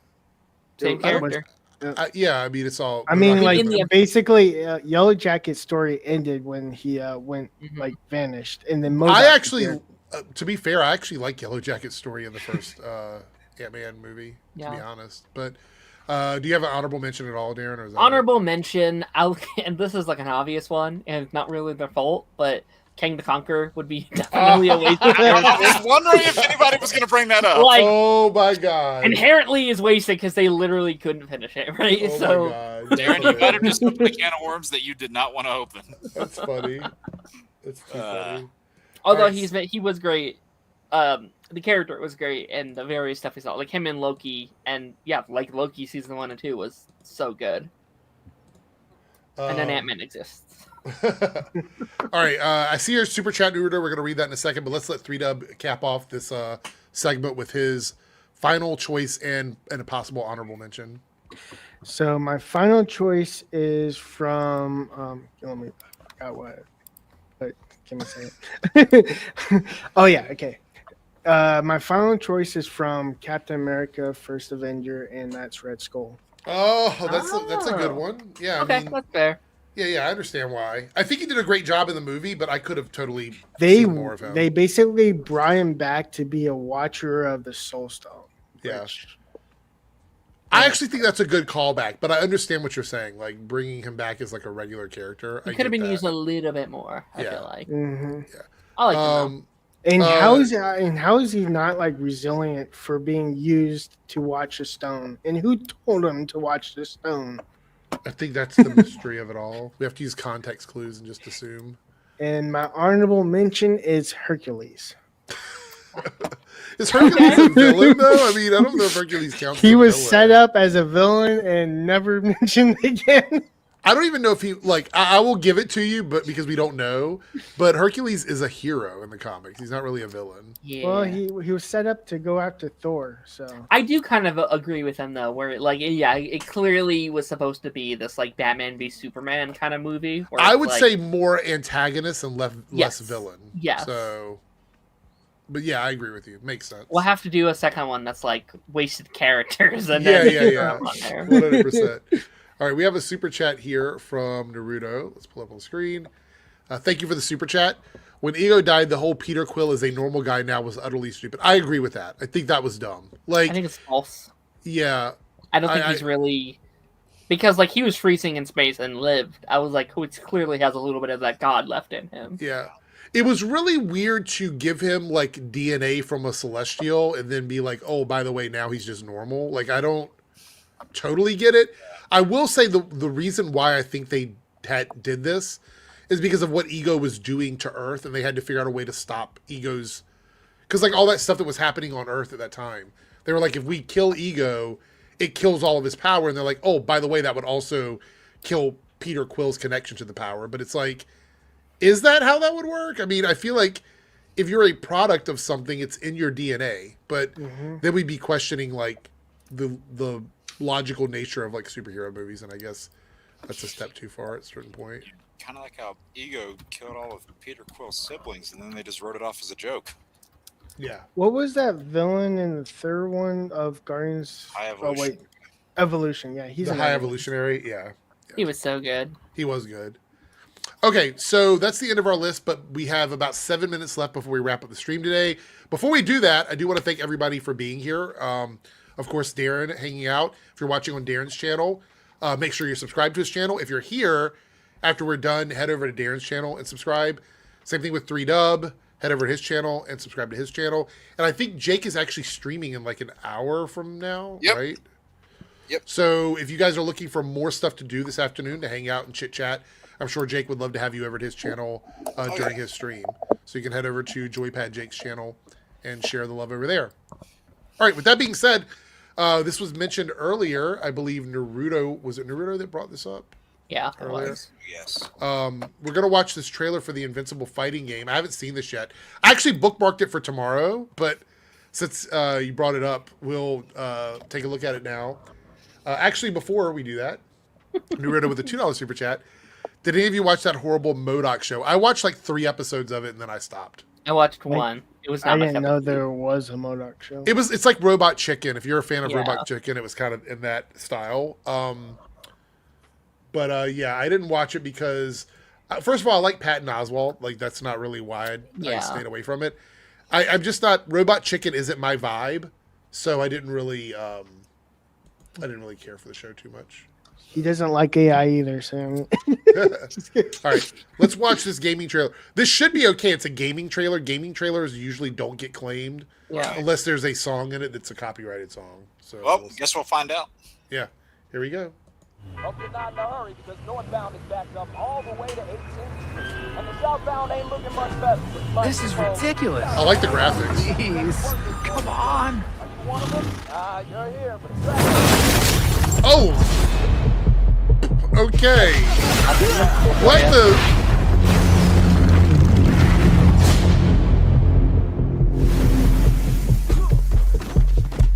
No respect. Is that enough? Oh! Not even close.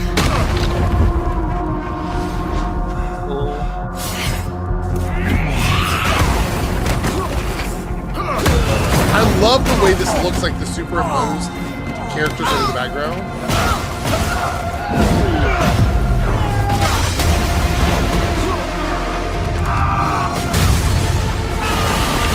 I didn't watch this first Man of Steel.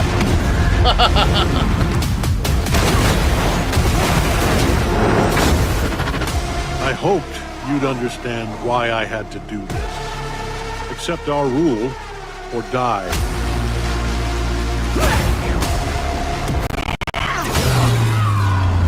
Atomy! I'd like to propose a third option. Rexplode. I'm not your son anymore.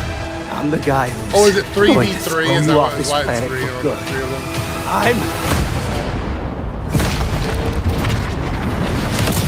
I trusted you. Oh, it's a side-by-side fighter. Back off! Ready to bleed? This is over.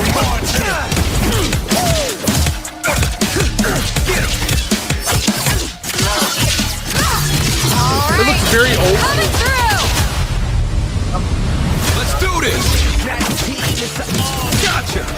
Going up! Come Need a here. hand? Might want to look up.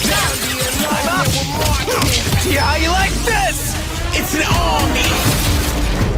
I am ending you! I see it all now. Jesus. Oh my god. Holy shit. This is like trauma. It's give people like a headache. So it's Xbox, PS5, and PC, it looks like. Yeah. I was disappointed at first because like when I saw the announcement, I hadn't seen anything. I thought it was like open world at first, and just like the thought of that, just being able to like fly around and shit as an Invincible, I was like, oh, that would be so sick. I was like, oh, it's like Mortal Kombat. That's what I felt like with Injustice too. Cody with the $5 super chat says it's the devs of Killer Instinct, by the way, working on this. Yeah, that makes sense. That tracks. It looks very old school, but I like old school. So my thing is, this is the genre of games that I started playing competitively in the 90s, was like these fighting games. So for me, this looks like something I might play. I'll probably give it a shot. The graphics look good. It's got an old school feel to it, and it's very bloody. So I mean, it doesn't hold back on any of that. So yeah, that old school fighter feel, like that arcade fighter kind of candy coating. That's probably the thing that I'm taking the most from this, because admittedly I'm not the biggest fan of this show, and actually I'm not even current with it, but I was like, you know what, this looks fun. I might get it, I might not, but I was like, you know what, I'm glad that this is something that the fans of this can appreciate. Yeah. So Definitely with that not a being, kid show. yeah, go ahead. What did you say? $3? I was like, it's definitely not a kid show. No, definitely not. So that brings us to the end of the stream. We actually got through all of our topics. The bonus topic we're going to do, we'll do another stream, which is the battle thing or whatever. We knocked out 3 things. So if you're watching this as a contributor, we did 3 in this stream, and we'll probably do 3 next stream. So we'll not next stream, but like next bonus stream. So we'll probably get caught up by next week. But anyway, again, thanks everybody for being here, and Jake is going live 1 hour from now on his channel. So head over to Joypad Jake's channel. It's a mouthful, I know. Yeah, so it's like this alliteration, like tongue twister thingy. But anyway, we'll do more of these. We'll probably do these at least twice a month, where we have like just everybody together knocking out bonus topics. So anybody who has shared the stream will be able to leave it up on their channel and go over and support those guys as well. With that being said, we are out of here. Thanks, guys, so much for being here, and we will see everyone next time. Well, actually, tomorrow night, live for the Nocturnal Nerdcast. Yeah, see you I guess then. so. Oh, yeah.